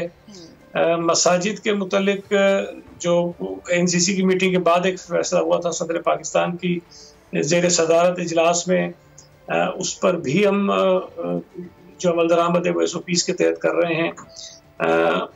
जो बातें हुई थी उस पर तो हमने कर ली, लेकिन मजीद नरमी के क्या फैसले हुए हैं वो मैं समझता हूँ कि या तो गवर्नर साहब के इल्म में होंगे या फिर खान साहब के इल्म में होंगे। हमारे सामने कोई और ऐसी चीज़ नहीं है। जो फैसले हुए हैं उस पर हम इम्प्लीमेंटेशन करवा रहे हैं। सैयद गनी साहब, बहुत शुक्रिया, आप इस सिलसिले में हमारे साथ थे, वक्त दे रहे थे, बात कर रहे थे। कराची में लॉकडाउन, इसके दौरान डबल सवारी पर पाबंदी लगी, फिर क्या हुआ? कराची पुलिस ने अहलकारों के लिए शटल सर्विस शुरू कर दी, मुख्तलिफ जोन्स में अहलकारों को पिक एंड ड्रॉप की सहूलत दी गई। मजीद अपडेट करेंगे समा के नुमाइंदा सऊद बिन मुर्तज़ा। जी बिल्कुल, कराची में लॉकडाउन के दौरान डबल सवारी पर महकमा दाखिला की जानिब से जो है पाबंदी लगाई गई, जिस पर कराची पुलिस और सिंध पुलिस भी अहकामात पर अमल कर रही है और कराची पुलिस को भी जो है मना कर दिया गया कि डबल सवारी पर वो सफ़र ना करें। ऐसे में कराची पुलिस के लिए जो है शटल सर्विस का आगाज़ किया गया, जो कि मुख्तलिफ मकामात से चलती है और एहलकारों के उनके जो दफातर हैं वहाँ पर जो है पिक एंड ड्रॉप सर्विस दी जा रही है। इस वक्त हम लोग SSP साउथ ऑफिस के बाहर मौजूद हैं और एहलकार इसमें जो है सवार होते हैं, यहाँ पर जो आते हैं, जिनकी ड्यूटीज़ होती हैं वो यहाँ पर मौजूद हैं। ये शटल सर्विस जो है गार्डन हेडक्वार्टर, इसके साथ साथ SSP ऑफिस, जो CPO है II चंडीगढ़ रोड पर, वहाँ जाती हैं और यहाँ पर जो एहलकार हैं वो सोशल डिस्टेंसिंग का ख्याल रखते हुए इनमें सफ़र करते हैं। और क्योंकि वो एहलकार हैं जो मोटरसाइकिल पर आते थे, दो एक साथ आते थे, लेकिन जब से डबल सवारी पर पाबंदी लगाई गई है तो अब इनको ये सहूलत दी गई है, तो ये इसका जो है फ़ायदा उठा रहे हैं। इनसे जान लेते हैं, डबल सवारी बंद की गई है पुलिस एहलकारों के लिए भी, अब शटल सर्विस चलाई गई है, क्या कहेंगे? सर, ये बहुत अच्छी सर्विस चलाई गई है। पहले हम डबल दो आते थे, जब से डबल सवारी पे पाबंदी लगी है हमारे चीफ ने अच्छी सहूलत दी हमारे लिए, बहुत सहूलत है हमारे लिए कि हमें बस शटल दिए, हम अपने ड्यूटी पर पहुंच सकते हैं। अच्छा, आप कहाँ से आते हैं और ये शटल में सफ़र करते हैं, ये बता दीजिए। पुरानी सब्ज़ी मंडी से आते हैं। ठीक है, तो ये शटल सर्विस चलाई गई है, पुलिस एहलकारों की एक बड़ी तादाद डबल पर भी आती थी, दो बैठ कर एक आते, तो कितना फ़ायदेमंद है ये? अब ये बहुत अच्छा है, बहुत फ़ायदेमंद है। बिल्कुल, ये एहलकार क्योंकि पहले डबल आया करते थे, लेकिन जब से पाबंदी लगी है तो उस पर ये भी अमल कर रहे हैं और इसकी खिलाफ वर्जी ना हो, इसी वजह से शटल सर्विस चलाई गई है और इसमें सोशल डिस्टेंसिंग का ख्याल रख के एहलकारों को बिठाया जा रहा है और उनके जो दफातर हैं वहाँ पर जो है उनको ड्रॉप किया जाता है। सुबह 7 बजे पहली बस चलती है और रात को 11 बजे तक जो है आखिरी बस चलती है, ताकि हर शिफ्ट के जो एहलकार हैं वो इससे फ़ायदा उठा सकें और अपने दफातर को पहुँच सकें। थैंक यू, आप अपडेट कर रहे थे दीगर मौज़ूआत, लेकिन ब्रेक के बाद।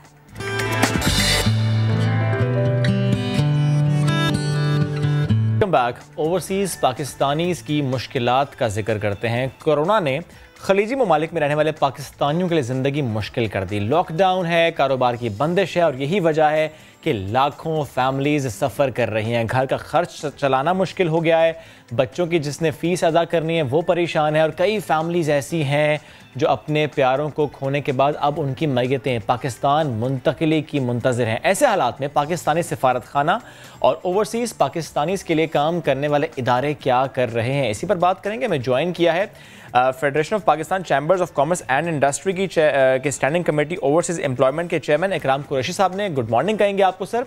सर थोड़ा सा पहले स्टैट्स शेयर करें, जो खलीजी ममालिक में पाकिस्तानी फैमिलीज हैं कितनी बड़ी तादाद में हैं और लॉकडाउन के बायस कितनी परसेंटेज ऐसी है जो कि बहुत ज़्यादा मुतासर हुई है?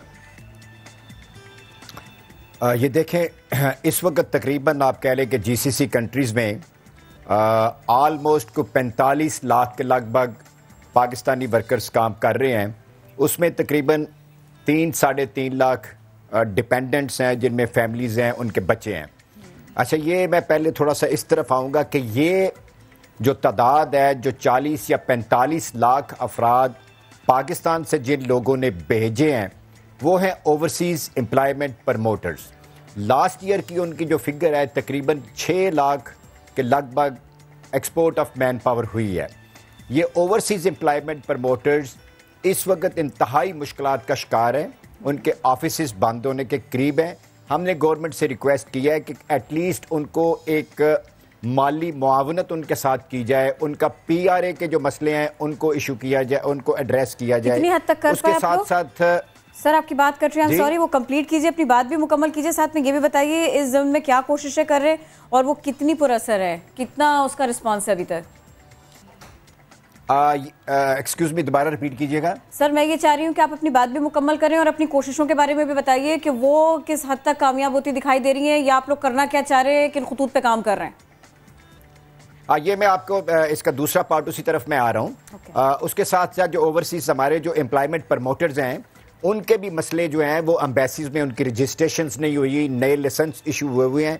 कल हमारी एक जुल्फी बुखारी साहब से हमारी एसोसिएशन की मुलाकात हुई है जिसमें हमारी एसोसिएशन के प्रेसिडेंट गए हैं कुछ लोगों के साथ। उन्होंने इंतहाई यकीन दहानी कराई है कि इन लोगों के मसले मसाइल को हम इंशाल्लाह एड्रेस करेंगे और इनको विज़िट, जो लोग देखें ये काम कर रहे हैं एक्सपोर्ट ऑफ मैन पावर का, विज़िट वीज़ा इनको नहीं मिलता, विज़िट वीज़े के लिए इनको हेल्प करनी चाहिए।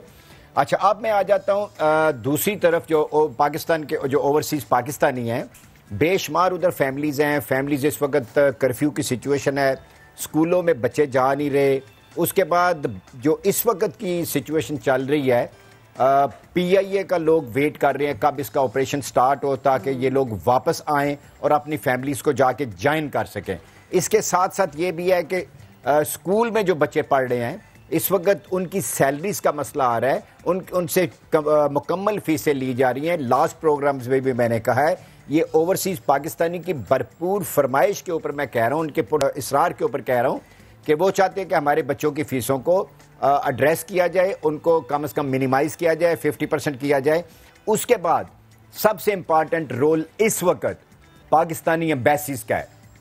जितने GCC कंट्री हैं उसमें पाकिस्तानी एम्बेसीज़, उनका स्टाफ, मैं उनसे रिक्वेस्ट करता हूं कि वो वर्कर्स के कैंपों में जाएं, जाके वर्कर्स को एड्रेस करें कि वो किस हालात में हैं, क्या उनका कोई बयारो मददगार तो नहीं है। एटलीस्ट वो मॉडल देखे जो फ़िलिपीन कर रहा है। मैंने ये नोट किया है कि उनकी एम्बेसी पूरे कैंपों में जा रही है जिधर जिधर उनके लोग हैं। हमारी ये कोशिश होनी चाहिए इस मुश्किल घड़ी में जाके लोगों को पूछें, अगर उनको प्रॉब्लम है तो उनको एड्रेस किया जाए। लेकिन मैं यकीन दहानी ये भी करवाना चाहता हूँ, ये जो 10 दिन पहले जो सिचुएशन थी वो आहिस्ता आहिस्ता वो सिचुएशन बहुत बेहतर भी हो रही है क्योंकि सफारती सतह के ऊपर, वजारती सतह के ऊपर आपस में रवाबत भी हो रहे हैं। लेकिन एड्रेस जरूर करना चाहिए, हमारे ओवरसीज एम्प्लॉयमेंट प्रमोटर्स की मुश्किलात को भी मद्देनजर रखना चाहिए। राइट सर, अभी आपने एक बात की स्कूल फीस से मुतालिक, प्लीज मैं चाह रहा हूँ उस पर भी मुझे जरा क्लियर कर दें। एक तो मामला यह है कि जो बाहर मौजूद है वो कमा रहा है और वो उसने पैसे भिजवाने हैं ताकि यहाँ की खर्च चले और बच्चों की स्कूल की फीस भी, जिनकी फैमिलीज यहाँ पर हैं। और एक मामला यह है कि जिनकी फैमिलीज भी वहीं पर हैं, बच्चे वहीं पर पढ़ रहे हैं। दोनों के मामलात को हल करने की बात आप करें, दोनों की स्कूल फीस की बात कर रहे हैं आप? देखें, होना तो दोनों का चाहिए।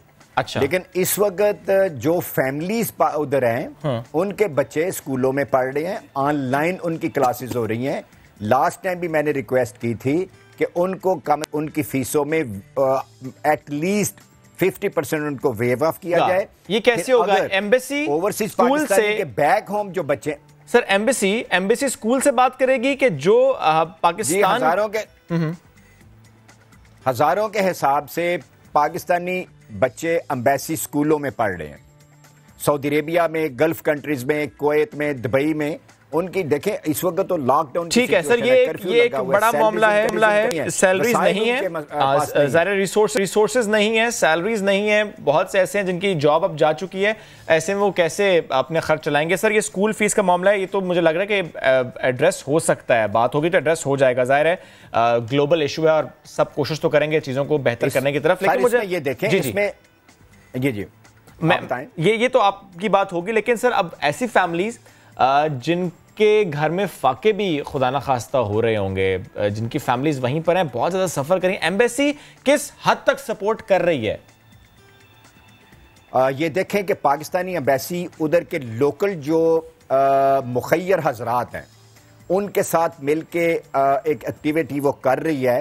पाकिस्तान के बेशुमार ऐसे लोग हैं जिसमें पाकिस्तानी एग्जेक्टिव फोरम है, ठीक, यानी इस पर भी काम हो रहा है, बिजनेस फोरम है, ठीक है, वो लोग मिलके काम कर रहे हैं। मुखैर हजरात अपनी अपनी ड्यूटी दे रहे हैं। That's very good. एक और बात सर, वो एम्प्लॉयज जो कि किसी और मुल्क में थे, अब पाकिस्तान आए हुए थे, जा नहीं सके वापस, फैमिली भी यहीं पर है और जाहिर है वापस जाएंगे तो फिर दोबारा से उनकी जॉब कंटिन्यू होगी, उनको भी देख रहे हैं आप?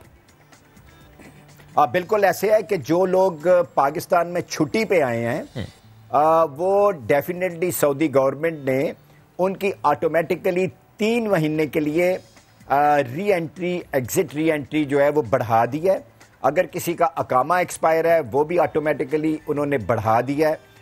इस वजह से मेरा ख्याल है उनको किसी किस्म की दिक्कत नहीं होगी। और यही मामला यूएई के एम्प्लॉयज का भी है 100%। ये भी मामला ये भी मामला भी काफी हद तक फिर एड्रेस है। सर बहुत शुक्रिया। में हमारी मिनिस्ट्री की तरफ से बहुत अच्छा एक इकदाम हुआ था, उन्होंने सारे लोगों को एक लीगल प्रोटेक्शन यूएई में दी है पाकिस्तानी वर्कर्स को। ठीक है जी, बहुत शुक्रिया सर, आप हमारे इस बारे में बात कर रहे थे। अच्छा देखिए, परेशानी बहुत ज़्यादा है और कोरोना की वजह से सारी दुनिया में भी है, पाकिस्तान में भी ये परेशानी बढ़ रही है। खदशा ये है कि जून तक बुलंद तरीन सतह पर कोरोना पाकिस्तान में पहुंच जाएगा, स्टैट्स इस तरह के आने लग जाएंगे, ये खदशा है। तो वज़ीर ख़ारिजा शाह महमूद कुरैशी के मुताबिक हमें इस सिलसिले में तैयार रहना होगा। क्या कुछ है माहौल, कितने सारे सवाल हैं मेरे आपके जहन में, हम ये सारे के सारे सवाल रखेंगे आज शाह महमूद कुरैशी साहब ही के सामने, क्योंकि जो लोग बैरून मुल्क मुकीम हैं वो पाकिस्तानी भी बहुत परेशान है। तो शाह साहब thank you so very much, आप हमें वक्त दे रहे हैं। ये फरमाइएगा, खलीजी अरब ममालिक, यहाँ पर लाखों पाकिस्तानी हैं रोज़गार के सिलसिले में, वहाँ पर बस भी गए, अब उनके बहुत सारे मसाइल हैं कि जो सामने आ रहे हैं। सिफारत खाना कैसा किरदार अदा कर रहा है, क्या कर रहा है, और बहुत सारे ममालिक ने तो नौकरियाँ भी ख़त्म कर दी। तो अब जब ये वापस आएंगे, इनके घराने पूरे वापस आएंगे, फिर क्या होगा, वो लोग क्या सोचें, आम आदमी क्या सोचे? देखिए, खलीजी ममालिक में हमारी बहुत बड़ी तादाद में पाकिस्तानी हैं जो वहाँ रहते हैं, मेहनत मजदूरी करते हैं और पाकिस्तान को अरबों डॉलर तरसील करते हैं। हमारे मुँह से हमें कदर मंजिलत है और हम ये भी जानते हैं, उनमें से बहुत से फंसे हुए हैं जो वापस आना चाहते हैं। उनमें से बहुत से ऐसे हैं कि जो ले ऑफ कर दिए गए हैं क्योंकि वहाँ कारोबार जो है, कंस्ट्रक्शन का काम बंद हुआ है, लॉकडाउन की कैफियत है, तो वो वापस आना चाहते हैं। और हम हद वसा कोशिश कर रहे हैं कि वे खैरियत से, सेफ तरीके से, बाइज्जत तरीके से हमको वापस ले आए। इसके साथ साथ आपके सामने है कि इस वक्त पूरे गल्फ ममालिक जिसमें हमारी बहुत बड़ी तादाद है, वो अब ऑयल की प्राइसेस, उनका इन्हिसार तेल की कीमतों पर है। उनका जरिया है जो आमदनी है उसका बहुत बड़ा इन्हिसार तेल की पैदावार पे है।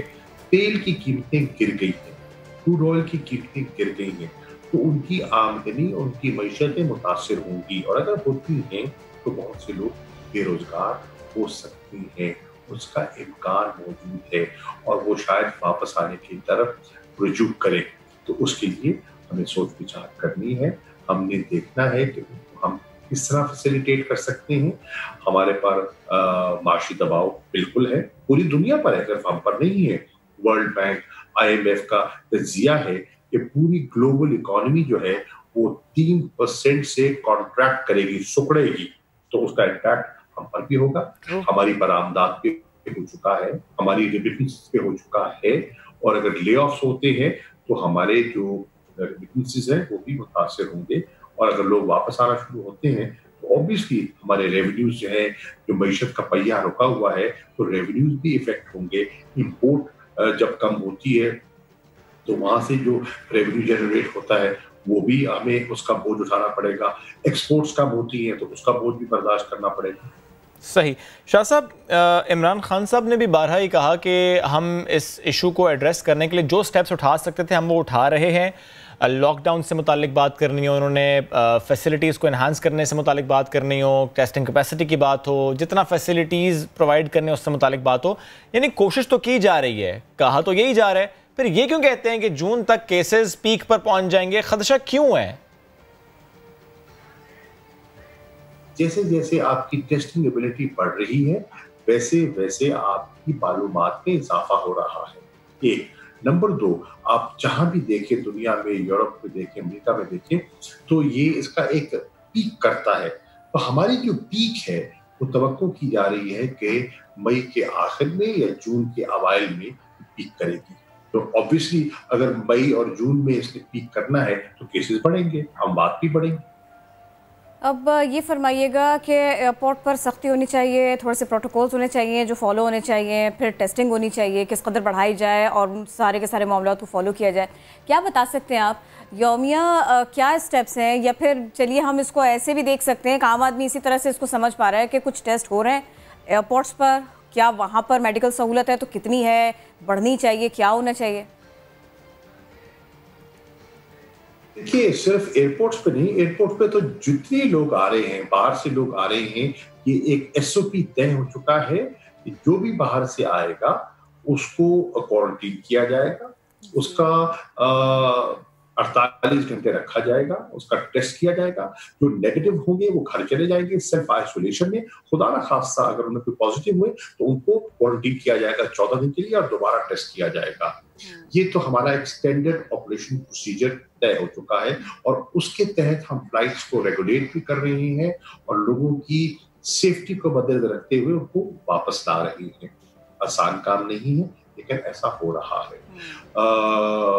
और बाकी भी जो हमारी टेस्टिंग एबिलिटी है, जब शुरू में बहुत कम थी, इस वक्त जो है वो हम पहले 3000 यौमिया की हमारी कैपेसिटी थी, लेकिन इसमें प्रतिदिन इजाफा हो रहा है और इंशाअल्लाह मई में हमारी 20 से 30 हजार तक डेली टेस्टिंग की एबिलिटी हो जाएगी। यानी 20 से 30 हजार पर डे हम टेस्ट करेंगे आइंदा आने वाले दिनों में। बहुत ज़बरदस्त बात है, इससे भी आगे बढ़ना चाहिए, ज़ाहिर है हमें कंसिडरिंग आर पॉपुलेशन। शाह साहब ये बताइएगा कि SOP तो तय हैं, लेकिन जो फ़्लाइट्स आ रही हैं पाकिस्तान, क्या हम फ़्लाइट्स बढ़ा रहे हैं? क्या हम ये कोशिश कर रहे हैं कि इसको इस तरह से स्पीड अप करें कि मैक्सिमम पाकिस्तानी जो वापस आना चाहते हैं उनको हम लेकर आएँ? फॉर एग्जाम्पल अगर मैं पूछ लूँ कि इस हफ्ते कितने आए तो क्या स्टैट्स हैं? पहले जो हम ला रहे थे, हम क्योंकि हमारे पास जो टेस्टिंग फैसिलिटी महदूद थी, क्वारंटीन की कैपेसिटी भी हमारी महदूद थी, तो हमने और सिर्फ एक एयरपोर्ट पर सारा बोझ था, वो इस्लामाबाद का एयरपोर्ट है। अब हमारी कैपेसिटी बढ़ गई है, क्वारंटीन एबिलिटी बढ़ गई है, एयरपोर्ट्स हमारे दीगर खुल गए हैं, मुल्तान का, फैसलाबाद, लाहौर, पेशावर, कराची। तो अब इंशाल्लाह हमारी जो वीकली पहले हम ला रहे थे 2000 के करीब, अब इंशाल्लाह हर हफ्ते हम 6 से 7 हजार तक लोगों को ला सकेंगे। SOPs फॉलो करना बहुत ज़रूरी है, एहतियाती तदाबीर फॉलो करना बहुत ज़रूरी है। एहतियाती तदाबीर के साथ कैसे इक़दाम होने चाहिए जिससे लोगों में खौफ हरास नहीं हो, लोग मोहतात भी हों, कोरोना से बिल्कुल बच के रहें, दूर हों? देखिए, खौफ हरास फैलाना न मुराद है न मकसद है। लोगों को अवेयर करना, लोगों को इसके मुज़िर असरात से आगाह करना हुकूमत के फराइज़ में शामिल होता है। चुनांचे हमने इसके लिए कैंपेन, एक अवेयरनेस कैंपेन लॉन्च की है। लोगों को बताया जाए कि एहतियाती तदाबीर क्या है और फिर इंशाल्लाह चंद रोज में माह रमज़ान का आगाज होगा। माह रमज़ान में आप जानते हैं कि लोगों की जो इंटरेक्शन है मसाजिद का बढ़ जाता है। वैसे तो सारा साल लोग जाते हैं, लेकिन रमज़ान के महीने में मसाजिद में रश बढ़ जाता है बाजारों में भी सहर अफ्तार के टाइम आपको भीड़ दिखाई देती है। अब हम लोगों को कह रहे हैं कि एहतियाती तौर पर बेहतर और अफजल चीज तो यही है कि आप अपने घर पर तरावी और नमाज़ें अदा करें, इबादत करें, अल्लाह से रुजू करें, उससे माफ़ी मांगे, उससे अपनी बेहतरी के लिए दुआ कीजिए, अपने ख़ानदान के तहफ़्फ़ुज़ के लिए आप दुआ कीजिए। लेकिन मस्जिद में जाना चाहते हैं तो उसके लिए हमने SOPs मुरतब किए हैं और उलमा मशाइख से मशावरत करके एक 20 नुकाती एजेंडा तैयार किया है और हम तवक्को कर रहे हैं, हुकूमत तवक्को कर रही है कि हमें उलमा की मशाइख की हमायत हासिल रहेगी ताकि जो SOPs तय हुए हैं उनके तहत मसाजिद में नमाज और तरावी और जुमा की अदायगी हो सके। और ये जिम्मेदारी उन्होंने हमारे साथ उठाने का फैसला किया है कि हम इन SOPs को लागू करेंगे।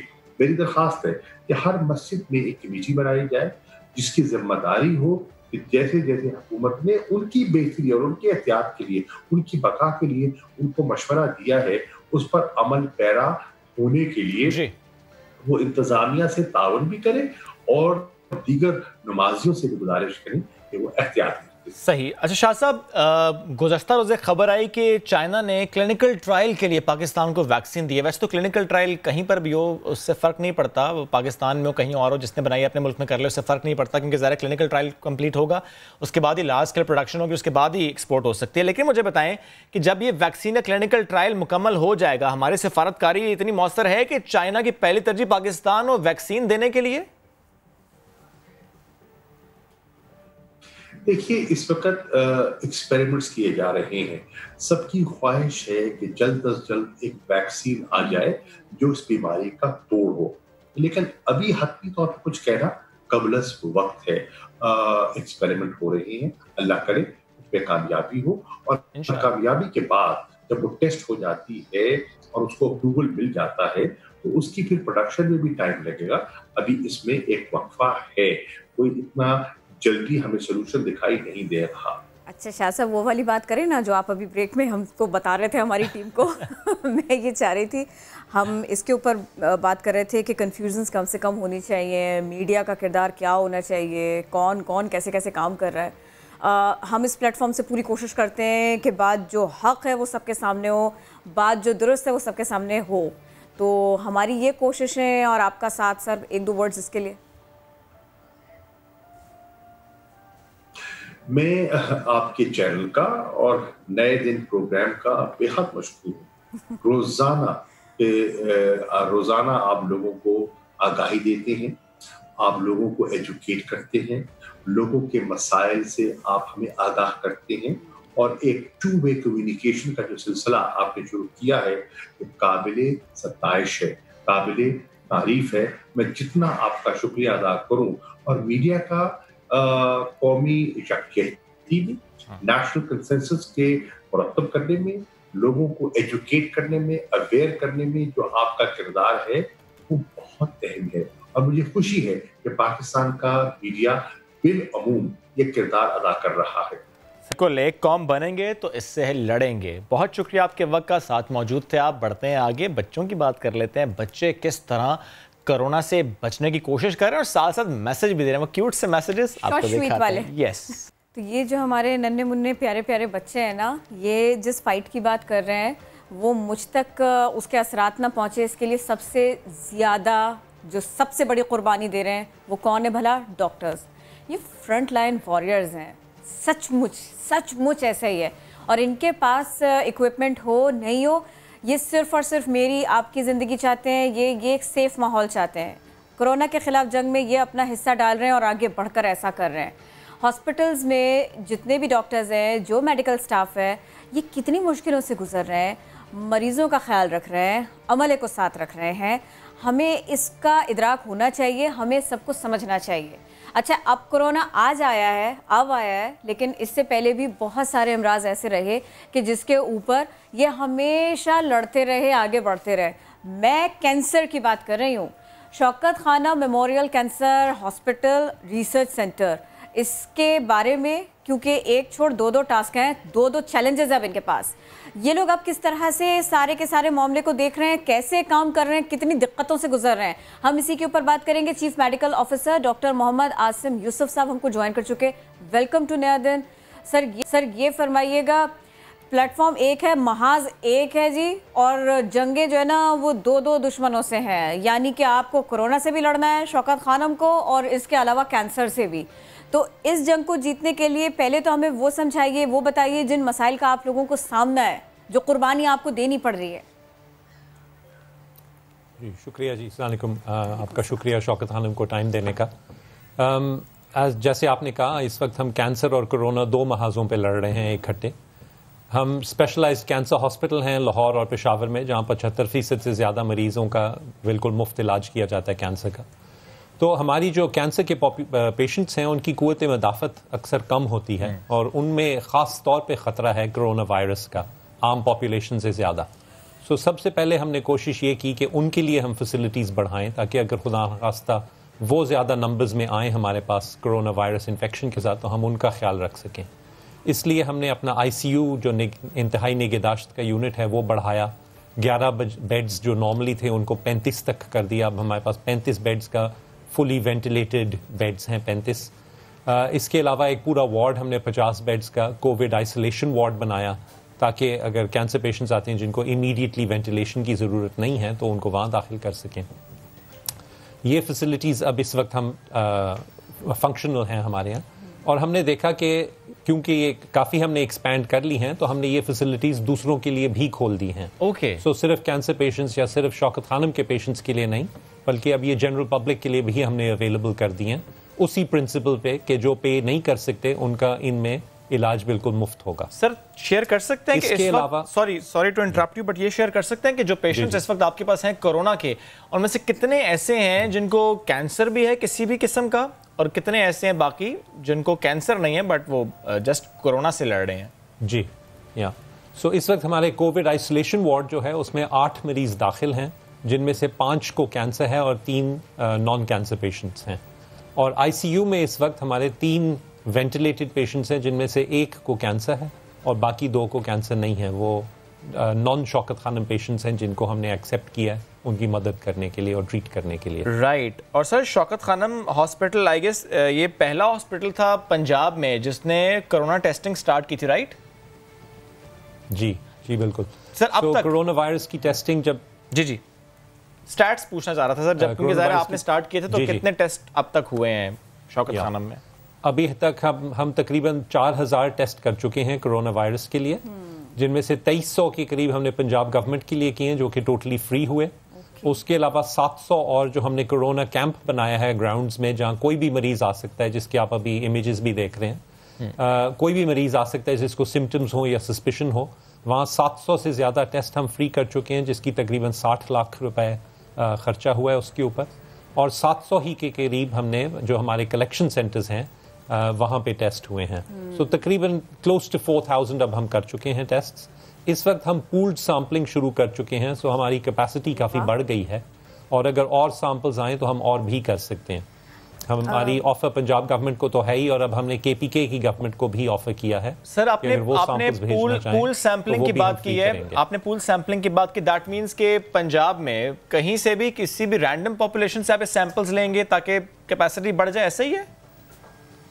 नहीं, पूल सैम्पलिंग का मतलब ये है कि आप बैचेस में टेस्ट करते हैं। सो अगर आपके पास 100 सैंपल आते हैं तो आप उनको 10-10 के 10 बैचेस में फॉर एग्जांपल डिवाइड करके तो एक बैच को पूरे को एक टेस्ट से टेस्ट करते हैं। सर वो अगर वो सारे नेगेटिव आए तो 10 टेस्ट एक टेस्ट में हो गया। 10 टेस्ट एक टेस्ट होता है। ये इसी से मुतालिक मैं जानना ही चाह रहा हूँ, क्योंकि ज़ाहिर है पूल टेस्टिंग से 10 टाइम्स आपकी कैपेसिटी बढ़ जाती है। तो क्या ये चीज़ भी ज़ेरे गौर है कि उन इलाकों में टेस्टिंग की जाए जहां पर कोरोना कम है, ताकि तसल्ली बढ़ जाए? क्योंकि ज़ाहिर है इस टेस्ट के पूल सैंपलिंग में ज़ाहिर यही देखा जाएगा जहां पर बहुत कोरोना कम हो। जी, वो मेरे ख्याल से स्ट्रैटेजी आगे जाके तो शायद यही होगी कि ज़्यादा से ज़्यादा लोगों को टेस्ट किया जाए, लेकिन इस वक्त प्रॉब्ली ज़्यादा स्ट्रैटेजी मेरे ख्याल से गवर्नमेंट की ये है कि जिनको सिम्टम्स हैं या कोई हिस्ट्री है कॉन्टैक्ट की या ट्रैवल की, फिलहाल तो उनके ऊपर ज़्यादा टेस्टिंग और फिलहाल आप इस सिलसिले में हमें कुछ बता नहीं सकते कि हम इस पूल टेस्टिंग की तरफ कितने अरसे में जा पाएंगे, कितना स्विफ्टली, कितना क्विकली हम इस तरफ जा पाएंगे, क्योंकि मेरे ख्याल से ये जो अभी हम कर रहे हैं उससे बहुत बेहतर होगा। जी, तो हम शौकत खाना में तो अब पिछले 10 दिनों से पूल टेस्टिंग कर रहे हैं, हमने इस्टेब्लिश कर ली है, प्रोटोकॉल्स इस्टेब्लिश कर लिए हैं और उसकी वजह से हमारी कैपेसिटी 4-5 गुना हो चुकी है। सही। इस वक्त जी नहीं, आप बात भी मुकम्मल कीजिए, साथ में मुझे ये भी बताइए, जब हम शौकत खानम हॉस्पिटल की बात करते हैं तो यहाँ पर सिर्फ इलाज मौलजा नहीं, यहाँ पर रिसर्च भी बहुत अच्छी तरह से होती है। और अब जबकि हम कोरोना के ख़िलाफ़ जंग लड़ रहे हैं, डाटा बहुत इंपॉर्टेंट है। सारी दुनिया में एक डाटा पहले से अवेलेबल था और दूसरा डाटा जमा होना, इकट्ठा होना शुरू हुआ और उससे फ़ायदा भी उठाना उन्होंने शुरू किया, जितनी मालूमात कोरोना से जुड़ी उनके पास आई। हमारे यहाँ इस सिलसिले में क्या हो रहा है, या शौकत खानम में इस सिलसिले में क्या हो रहा है? कितना डाटा आप लोग इकट्ठा कर रहे हैं, किस तरह से रिसर्च कर रहे हैं? सर, थोड़ा सा हमारे नाज़रीन को बताइए। जी ज़रूर। जितना भी टेस्टिंग का डेटा होता है वो तो हम रिपोर्ट करते हैं पंजाब गवर्नमेंट हेल्थ डिपार्टमेंट को, पंजाब हेल्थ केयर कमीशन को, मुख्तलिफ और जो सरकारी इदारे हैं। सिमिलरली अगर कोई सैम्पल्स KPK से आते हैं तो KPK की गवर्नमेंट और हेल्थ डिपार्टमेंट को रिपोर्ट करते हैं। तो ये सारी जो रिपोर्टिंग और टेस्टिंग का डेटा है ये सेंट्रलाइज हो रहा है प्रोविंस वाइज एंड मुल्क भर में, फेडरल गवर्नमेंट को भी ये डेटा जाता है।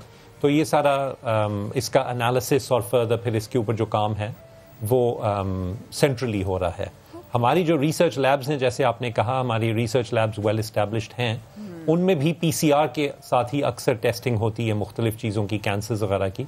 तो वो हमने टेम्पररी सारी कोरोना वायरस की तरफ ट्रांसफ़र की हुई है ताकि अपनी कैपेसिटी बढ़ा सकें। सो जो हमारी पैथोलॉजी लेबॉरेटरी है उसमें हमने ये सारा ट्रांसफ़र किया हुआ है। इस दौरान हमने अपनी कैंसर ट्रीटमेंट भी सारी जारी रखी है, कीमोथेरेपी और रेडिएशन ट्रीटमेंट भी जारी रही है थ्रू आउट दिस। सर्जरी भी अब दोबारा शुरू कर दी है। कुछ दिन पहले से हमने नए कैंसर पेशेंट्स भी दोबारा इनटेक शुरू कर दी और वॉक इन क्लिनिक भी हमने खोल दिए अब, ताकि कुछ इनिशियल जो ब्रेस्ट कैंसर और लिम्फोमा के केसेस हैं वो हमने लेने शुरू किए और अगले हफ्ते इंशाल्लाह हम इसको और बढ़ाएंगे। डॉक्टर साहब, आपको पता है यहाँ कराची में और यहाँ के कुछ बड़े अस्पतालों में थोड़ी दिक्कतें आ रही हैं इलाज मुआलजे के लिए ना, कि कोरोना को भी देखना है और साथ में दीगर मामलात भी हैं, लोगों को अपॉइंटमेंट्स भी देनी है, उनको टाइम भी देना है, उनको फैसिलिटेट भी करना है। ये बड़ा मसला है। और इसके साथ साथ ये कि वो जो मेडिकल अमला है, जो डॉक्टर्स हैं, उनके शिफ्ट्स बहुत लंबी लंबी हो गई हैं, उनको वो घर वापस जाने से कतरा रहे होते हैं। ये सब कुछ है। सर, आपके यहाँ भी बिल्कुल ऐसे ही है? आपके यहाँ भी डॉक्टर्स यही कुर्बानी दे रहे हैं, इसी तरह से काम कर रहे हैं? जी, डॉक्टर्स सिर्फ नहीं, डॉक्टर्स, नर्सेज, दूसरे और मेडिकल टेक्नोलॉजिस्ट और स्टाफ सारे मिलके, ये तो टीम एफर्ट है और सारे इसमें आगे बढ़ के काम कर रहे हैं। हमने बहुत सारी और भी इनोवेटिव स्ट्रैटेजीज़ की हैं। सो हमारे बहुत सारे कैंसर पेशेंट्स जैसे फॉलोअप पे होते हैं, उनके लिए हमने टेली मेडिसिन क्लिनिक्स भी शुरू किए थे कुछ हफ्ते पहले। तो अब हम तकरीबन 250 से 300 मरीज़ रोज़ाना टेली मेडिसिन से भी देखते हैं। वो अपने घर में ही व्हाट्सएप या स्काइप के ज़रिए हमारे डॉक्टर्स उनको देख सकते हैं, बात कर सकते हैं, दवाई प्रिस्क्राइब कर सकते हैं, टेस्ट वगैरह ऑर्डर कर सकते हैं। क्योंकि हमें यह था कि हमारे कैंसर पेशेंट्स अबैंडन नहीं होने चाहिए। उनको इस दौरान अगर वो हॉस्पिटल आ भी नहीं सकते तो कम से कम वो उनकी केयर कंटिन्यू हो सके। और साथ साथ जो हमने कैंप कोविड इस्टेब्लिश किया ट्रियाज और असेसमेंट के लिए, उसमें भी तकरीबन 160 मरीज रोजाना आजकल आ रहे हैं। अच्छा, तो हम रिक्वेस्ट करेंगे कि हमारे जो डोनर्स और सपोर्टर्स हैं, वो आगे रमज़ान भी आ रहा है, तो हम याद रखें हमें अपनी ज़कात और अतियात में, और याद रखें कि इस वक्त वो सिर्फ कैंसर के ख़िलाफ़ नहीं लेकिन कोरोना के ख़िलाफ़ भी हमारी जो हम जंग लड़ रहे हैं उसमें हमारी मदद करते रहें। ये बहुत ज़रूरी है, बहुत इंपॉर्टेंट है। अच्छा देखिए, पूरे पाकिस्तान में डॉक्टर्स को ये मसला भी है, जो मेडिकल अमला है उनको ये मसला भी है कि जी वो सेफ्टी इक्विपमेंट नहीं है, ये वाली परेशानी भी है। और एक पहलू ये, इसके ऊपर भी लोगों को थोड़ा सा बताइएगा, क्योंकि आप लोगों की क्या तैयारी है, कितना अच्छा स्मूथ रखा हुआ आपने इंतज़ाम सारे का सारा डॉक्टर्स और मेडिकल अमले के लिए, ये पूछ रही हूँ मैं। दूसरे हमें ये भी बताइएगा, ये वक्त जो है ना वो मिलजुल के आगे बढ़ने का है, एक दूसरे के साथ कोऑर्डिनेट करके आगे बढ़ने का है। तो दीगर डॉक्टर्स, दीगर हॉस्पिटल्स, मुख्तलिफ डिपार्टमेंट्स, आप लोगों का कोऑर्डिनेशन इस सारे सिलसिले में कैसा उन लोगों के साथ में?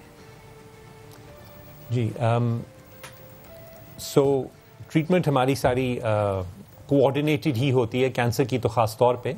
PPE का आप जो पूछ रही हैं सवाल, personal protective equipment, mask, gloves वगैरह, गाउन्स, वो फ़िलहाल तो हमारे पास सफिशेंट सप्लाई है, लेकिन जाहिर बात है अभी हमारी पाकिस्तान में लगता है कि पीक अभी नहीं आई, केसेस बढ़ रहे हैं दिन ब दिन। अभी हमने कल रात 10,000 से ज़्यादा केसेस क्रॉस कर दिए, तो हमें फ़िक्र यही है कि अगर केसेस बहुत ज़्यादा बढ़ गए तो फिर इन चीज़ों की कमी हो सकती है आगे। लेकिन फ़िलहाल हमारे पास सप्लाई है। हमें खुशी है कि गवर्नमेंट भी बता रही है कि N95 मास्क भी शायद इस महीने के आखिर तक बनने शुरू हो जाएंगे पाकिस्तान में।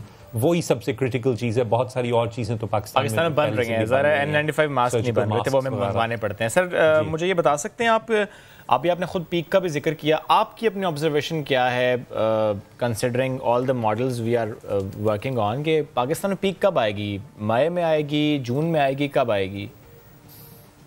सो अगेन मैं मॉडलिंग का एक्सपर्ट नहीं हूँ, लेकिन जहाँ तक मेरी समझ है इसकी, मेरे ख्याल से मिड टू लेट मई तक पीक आएगी इसकी। लेकिन मुझे उम्मीद है कि शायद इंशाल्लाह इतनी ज़्यादा पीक नहीं होगी जैसे वेस्टर्न कंट्रीज़ में है।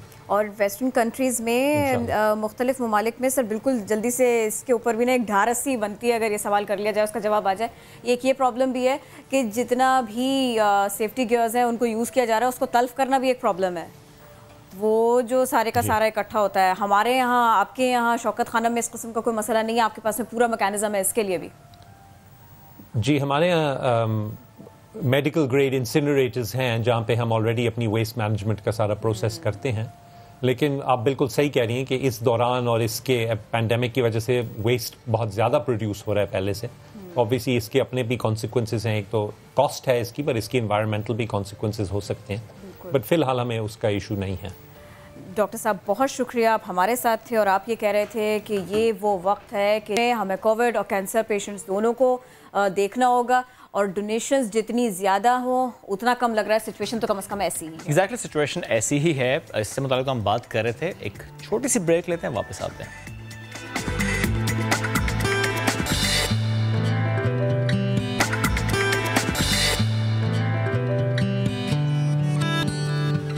Welcome back. आज रोते हिलाल कमेटी का इजलास होना है। ज़रा चांद ही के मामले पर बात कर लेते हैं, क्योंकि कई सालों से तनाज़ा हम देखते चले आए हैं, और अभी तो वजारत बराए साइंस और टेक्नोलॉजी भी ज़ाहिर है इसका हिस्सा है, क्योंकि वो पहले से बता देते हैं कि चांद नज़र आएगा या नहीं, चांद की उम्र है कितनी, और क्या कल रोज़ा होने वाला है पेशावर में। Exactly, you never know.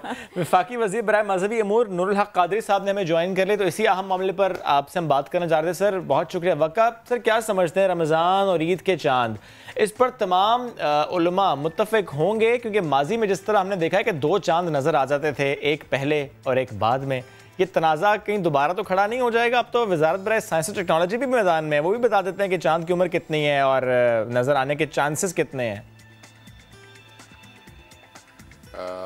हमेशा से महकमे मौसमियात के और स्पार्को के जो नुमाइंदे होते हैं वो रोते हिलाल कमेटी में बैठे होते हैं, और वो ताउन कर रहे होते हैं कमेटी के टेक्निकल इश्यूज़ पे। और अब तो हमने साइंस एंड टेक्नोलॉजी मिनिस्ट्री से एक ऑफिसर जो है एक्सपर्ट, टेक्निकल एक्सपर्ट के तौर पर उनको भी नॉमिनेट कर दिया है। हमारी यही कोशिश होती है कि जो जदीद दौर के तकाज़े हैं उसको भी पूरा किया जा सके, और जो शरिया के और दीन हक़ के जो हिदायत हैं, जो कि रुयत और शहादत है, उसको भी मलहूज़ नज़र रखा जाए और उसका भी अहतमाम हो। बाकी रही मरकज़ी रोते हिलाल कमेटी और मुफ्ती शहाबुद्दीन पोपलज़ई साहब का एक देरीना तनाज़ा है। फील्ड मार्शल अयूब ख़ान के ज़माने से 60 से ये चला रहा है, और कोई उसका मतलब है कि अभी तक एक मुस्तकिल हल निकला नहीं है। हम कोशिश तो कर रहे हैं कि दोनों एक पेज पे हो और वही ऐलान हो जो कि मरकज़ी रोते हिलाल कमेटी करती है। उसके लिए हम मुसलसल राब्ते में भी है सबके साथ। अल्लाह करे कि इस साल कोई ईद एक ही हो जाए, और हमारी जो गुजारिशात हैं उन पे वो गौर फरमाएं। यानी सर अभी तक कोशिश की जा रही है, लेट्स सी क्या होता है। बहुत शुक्रिया आपके वक्त का। बढ़ते हैं आगे। खबर है उकाड़ा से। उकाड़ा पुलिस ने पतंगबाजी रोकने के लिए एक स्टेप लिया है, यानी जो हम कहते हैं ना डिजिटल पाकिस्तान, और हम कहते हैं कि यूज़ ऑफ टेक्नोलॉजी, तो यूज़ ऑफ टेक्नोलॉजी यहाँ पर हुई है। ड्रोन कैमरे की मदद से पतंगबाजों का पता लगाया जाएगा। नहीं फिर ये नहीं होगा कि वो नीचे से पुलिस ने देखा और ऊपर गए तो उन्होंने कहा नहीं हम तो पतंग नहीं उड़ा रहे थे, वो ड्रोन कैप्चर कर लेगा इस फुटेज को। अच्छा भाई, ये बहुत दिलचस्प, बहुत अच्छा एकदम। इसी के ऊपर हमें अपडेट करेंगे समा के नुमाइंदे जावेद सिकंदर। जी जावेद। हाँ जी बिल्कुल, उकाड़ा की थाना ए डिवीज़न पुलिस है, इन्होंने पतंगबाजी रोकने के लिए और पतंगबाजों को पकड़ने के लिए एक अनोखा कारनामा जो है करना शुरू कर दिया है। ड्रोन कैमरे का इस्तेमाल किया जा रहा है, क्योंकि उकाड़ा शहर के जो घर हैं वो साथ साथ होने की वजह से पता नहीं चलता था कि किस छत पे पतंग जो है उड़ाई जा रही है। तो उन्होंने पूरे इलाके में ड्रोन कैमरे का इस्तेमाल जो कर रहे हैं। मुख्तलिफ टीमें जो बना दी गई हैं, वो टीमें हर महल्ले हर गली में जाकर ड्रोन कैमरे के साथ लोगों को वॉच कर रहे हैं। तो इस वक्त मेरे साथ मौजूद हैं थाना ए डिवीज़न के जो इंचार्ज हैं मलिक तारिक अवन, हम उनसे जानते हैं उनका इस वजह से क्या कहना है। सर, इस चीज़ का क्या मकसद था? जी बिस्मिल्लाहिर्रहमानिर्रहीम। उकाड़ा शहर एक गुंजानाबाद शहर है। यहाँ पे पतंगबाजों को गिरफ्तार करने में हमें काफ़ी मुश्किलात थी। छतों के साथ छतें मिली हुई हैं, अंदाज़ा नहीं हो रहा किस छत से कौन बंदा पतंगबाजी कर रहा है। तो DPO उकाड़ा उमर सईद मलिक साहब की खुसूसी हिदायत पर हम सर्विलेंस के लिए हम ड्रोन कैमरा इस्तेमाल कर रहे हैं, ताकि इसकी मदद से हमें पतंगबाजों की शिनाख्त हो सके और उनके खिलाफ कार्रवाई ज़ाब्ता अमल में लाई जा सके। हाँ जी बिल्कुल, जैसा कि SHO ए डिवीज़न मलिक तारिक अवन का कहना था कि DPO उकाड़ा उमर सईद मलिक ने इस चीज़ पर हदायत की है कि आप ड्रोन कैमरे का जो इस्तेमाल करें, ताकि आपको अंदाज़ा हो सके किस जगह पे पतंगबाजी जो हो रही है उनके खिलाफ कार्रवाई की जाए। जी, कार्रवाई की जाए, कार्रवाई हो, इसी की बात हम करते चले आए, इसी की बात हम आगे चलकर भी शायद करते चले आएंगे। हम खुद कब समझें और सीखेंगे। फॉर एग्जाम्पल, आज जब हम घर से बाहर नहीं निकल सकते, इमेजिन कीजिए आप फैमिली के साथ छत पे या बालकनी में जाएं, बच्चों को लेकर जाएं, खुदा ना खास्ता कोई डोर फिर जाए तो फिर उस नुकसान का मदावा हो नहीं पाएगा। बिल्कुल नहीं हो पाएगा। नुकसान बाज़ वाकई ऐसे जिनका मदावा मुश्किल या शायद नामुमकिन। कोरोना और लॉकडाउन ये गुर्बत और अफलास की कर्बनाक तस्वीरों को सामने ला रहा है। फैसलाबाद की एक सिख फैमिली किस तरह से मुस्तहिकीन की मदद कर रही है, ये भी बहुत इम्पॉर्टेंट है। दुख की घड़ियाँ ज़रा कम हो जाती हैं, तंगी थोड़ी कम महसूस होती है अगर कोई आकर आपका हाथ थाम ले। कौन है जो ऐसा कर रहा है? ये सिख फैमिली क्या कर रही है, कितनी लगन के साथ कर रही है, आपको दिखाते हैं। कोरोना के बायस लॉकडाउन ने गुर्बत और अफलास की कर्बनाक तस्वीरों को उभारा है। ऐसे में एक सिख फैमिली किस तरीके से मुस्तहिकीन की मदद कर रही है, चलिए आपको दिखा दें। बाबा नानक जी का जो कॉल है कि गरीब दा मुंह गुरु दी गोलक है। अगर आपको चंदा डालना चाहते हैं तो वो गुरुद्वारे में भी डालते हैं। आज ज़रूरत है कि गुरुद्वारे मस्जिदों से निकल के जो भूखे हैं उनको खाना खिलाया जाए, वो भी अल्लाह की राह में हमारा चंदा है। मेरा नाम गुरमीत सिंह है और मैं फैसलाबाद का रहायशी हूँ। बताइएगा कि अखुवत और मोहब्बत का ये पैगाम कहाँ से मिला जिस पर इतनी लगन से कारबंद है आप? जब ये कोरोना वायरस का वबा फैली तो एक दिन दरवाजे पे नॉक हुआ और मैं जब गया तो एक साइकिल वाला बंदा खड़ा था। उसकी आंखों में आंसू थे और मुझे उसने कहा कुछ खाने के लिए है, तो मैंने जैसे नॉर्मल कहता मैंने कहा जी कुछ नहीं है। तो उसने मुझे कहा कि मेरे बच्चे 3 दिन से भूखे हैं और वह शॉक। सो वो इंस्पायरिंग टाइम था कि जब हमने ये सोचा कि लंगर को शुरू किया जाए। घर घर जाके मेरे बच्चे शुरू में करते थे, मैं डिस्ट्रीब्यूट करता था और उसके बाद फिर कुछ लोग हमारे साथ, यूथ जो है हमारे साथ इन्वॉल्व हो गई और उन्होंने अपने अपने एरियाज देख ले कि इस एरिया में 15 खाने हम लेके जाएंगे। फिर हमारे कनेडियन दोस्त हैं, उन्होंने हमारे साथ हिस्सा दिया। फिर यहाँ के मुस्लिम दोस्त हैं, उन्होंने अपनी ज़कात में से पैसे दिए कि ये इसमें। सो ये सिलसिला ऐसे शुरू हुआ और ये 20 घरानों से शुरू हुआ और आज माशाल्लाह हमारे पास 200+ फैमिलीज़ हैं जिनको ये खाना सर्व किया जाता है। और ये मैं नहीं कर रहा, यहाँ पे बसने वाली कम्युनिटीज़ हमें हेल्प करती हैं रोटियाँ पकाने में, ये पैकिंग करने में सर्व कर रहे हैं, ये वॉलंटरीली कर रहे हैं। सो यहाँ पे सेवा का कॉन्सेप्ट जो है बढ़ रहा है। रजिस्ट्रेशन हम करते हैं, जो हमारे यहाँ के काउंसलर्स हैं, जो सब्ज़ी वाले हैं, जो दुकानदार से उनसे पूछते हैं कि कौन से घर डिज़र्व करते हैं, क्योंकि उनको पता होता है कि कौन से घरों में जाना चाहिए। एक टाइम का खाना हमारे पास जाता है। दुख बहुत होता है जब हम किसी को इनकार करते हैं कि हमारे पास खाना ख़त्म हो गया। हम इन जज्बों से, ऐसी काविशों से वाकई ये लड़ाई जीत सकते हैं। यानी जैसे बहुत सारे हथियार होते हैं ना, उन सब का इस्तेमाल करता है एक फ़ौजी, तो ये भी यूं ही ले लीजिए, इसको ऐसे ही समझ लीजिए। और क्या करें, दुनिया के हालात ही ऐसे बनते जा रहे हैं, कोरोना से हलाकतें बढ़ती चली जा रही हैं और ये हलाकतें बढ़कर इनकी जो एक तादाद है ना वो 1,84,200 से भी ज़्यादा हो गई है। अमेरिका में एक दिन में मज़ीद 2,341 अफराद जान से गए। हलाकतों की जो टोटल तादाद है, जो कुल तादाद है, अब 47,659 हो चुकी है। 24 घंटों के दौरान 29,000 से भी ज़्यादा केसेस रिपोर्ट हुए। बरतानिया 24 घंटों में 763 अफराद हलाक हुए, ऐसी खबर आई यहाँ से। 4,000 से भी ज़्यादा केसेस सामने आए। फ्रांस में 544, इटली में 437 अफराद हलाक हुए, स्पेन में भी 435 और अगर हम भारत की बात करें तो यहाँ मज़ीद 36 अफराद हलाक हुए, जान से गए।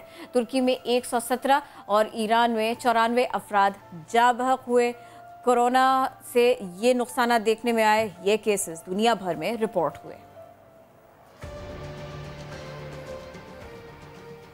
अब ज़रा आलमी इदारा सेहत से मुताल्लिक़ ख़बर शामिल कर लेते हैं, जिसकी तरफ से कहा गया है कि जो भी ममालिक लॉकडाउन में नरमी से मुताल्लिक़ बात कर रहे हैं या नरमी कर रहे हैं वो गलत कर रहे हैं। मुखालफत की गई है WHO की तरफ से और ये कहा गया जो मैल न्यूट्रिशनिस्ट है या मैल न्यूट्रिशन है जहाँ पर भी वो बढ़ सकती है, इसका खदशा है कि तादाद बढ़ सकती है। क्यों कहा गया? क्योंकि बहुत से ममालिक ऐसे हैं जहां पर स्मार्ट लॉकडाउन की बात भी हो रही है और लॉकडाउन में नरमी की बात भी हो रही है। कुछ ममालिक जो कि लॉकडाउन में नरमी की बात करें, Germany is an example as well, और कुछ ममालिक ऐसे हैं, कुछ जगह ऐसी हैं जहां पर सख्ती की जा रही है, कर्फ्यू भी लगाया जा रहा है। अच्छा, कहीं कहीं पर मसाजिद खोलने का ऐलान भी किया गया, तो दुनिया भर में कुछ ये अहम तरीन ऐलानात, इसी सिलसिले में आपको एक रिपोर्ट दिखा देते हैं। और ये सारे का सारा मामला जब रिपोर्ट हो रहा है तो मैं प्लीज़ एक जुमला भारत के लिए कहना चाहूँगी, क्योंकि वहाँ पर अभी भी बहुत मुश्किलात हैं और उनका मीडिया आवाम को गुमराह कर रहा है सिर्फ और सिर्फ नफरत और तासुब के तहत। वो किस तरह से इन मामलात को डील कर रहे हैं, एक के बाद एक गलतियाँ और सफाकी की इंतहा ये है कि उनका मीडिया इंतहाई नेगेटिव किरदार अदा कर रहा है। आज हमने कोशिश की थी कि हम इसको भी क्विकली आपके सामने रख दें, इस फैक्ट को भी, कि जब हम और सारी दुनिया परेशान है कि कोरोना से जान छुड़ाई जाए, हमारे पड़ोस में ही देखिए उनका मीडिया गुमराहकुन बातें कर रहा है, नफरत फैला रहा है, नफरतें फैला रहा है। कौन सा पहली बार कर रहा है, यही करना आता है उनको। एनीवेज चलिए जी वापस आ जाएं।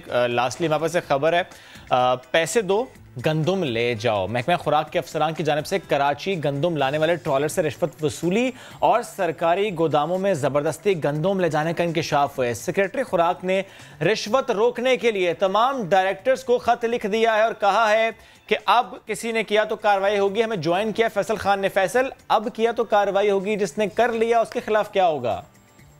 देखिए, महकमा खुराक के ये अफसरान हैं जिन्होंने कराची जो गंदुम आ रही थी उनके ट्रॉलर्स को रोका है और हमारे जराए बताते हैं तकरीबन 150 से 200 ट्रॉलर्स ऐसे थे जिनको जो है सरकारी गोदाम में उनसे गंदुम उतार के वहां पर उतार ली गई। इसके साथ साथ इन गोदामों से ये जो ट्रॉलर आ रहे थे इनसे रिश्वत तलब की गई। 5 इसीलिए अब ये लेटर लिखा गया। फैसल, बहुत शुक्रिया, आप साथ मौजूद थे। वक्त हो गया खत्म। अपना बहुत सा ख्याल रखिए प्लीज, गैर जरूरी तौर पर घर से बाहर ना जाइए। अल्लाह हाफ़िज़।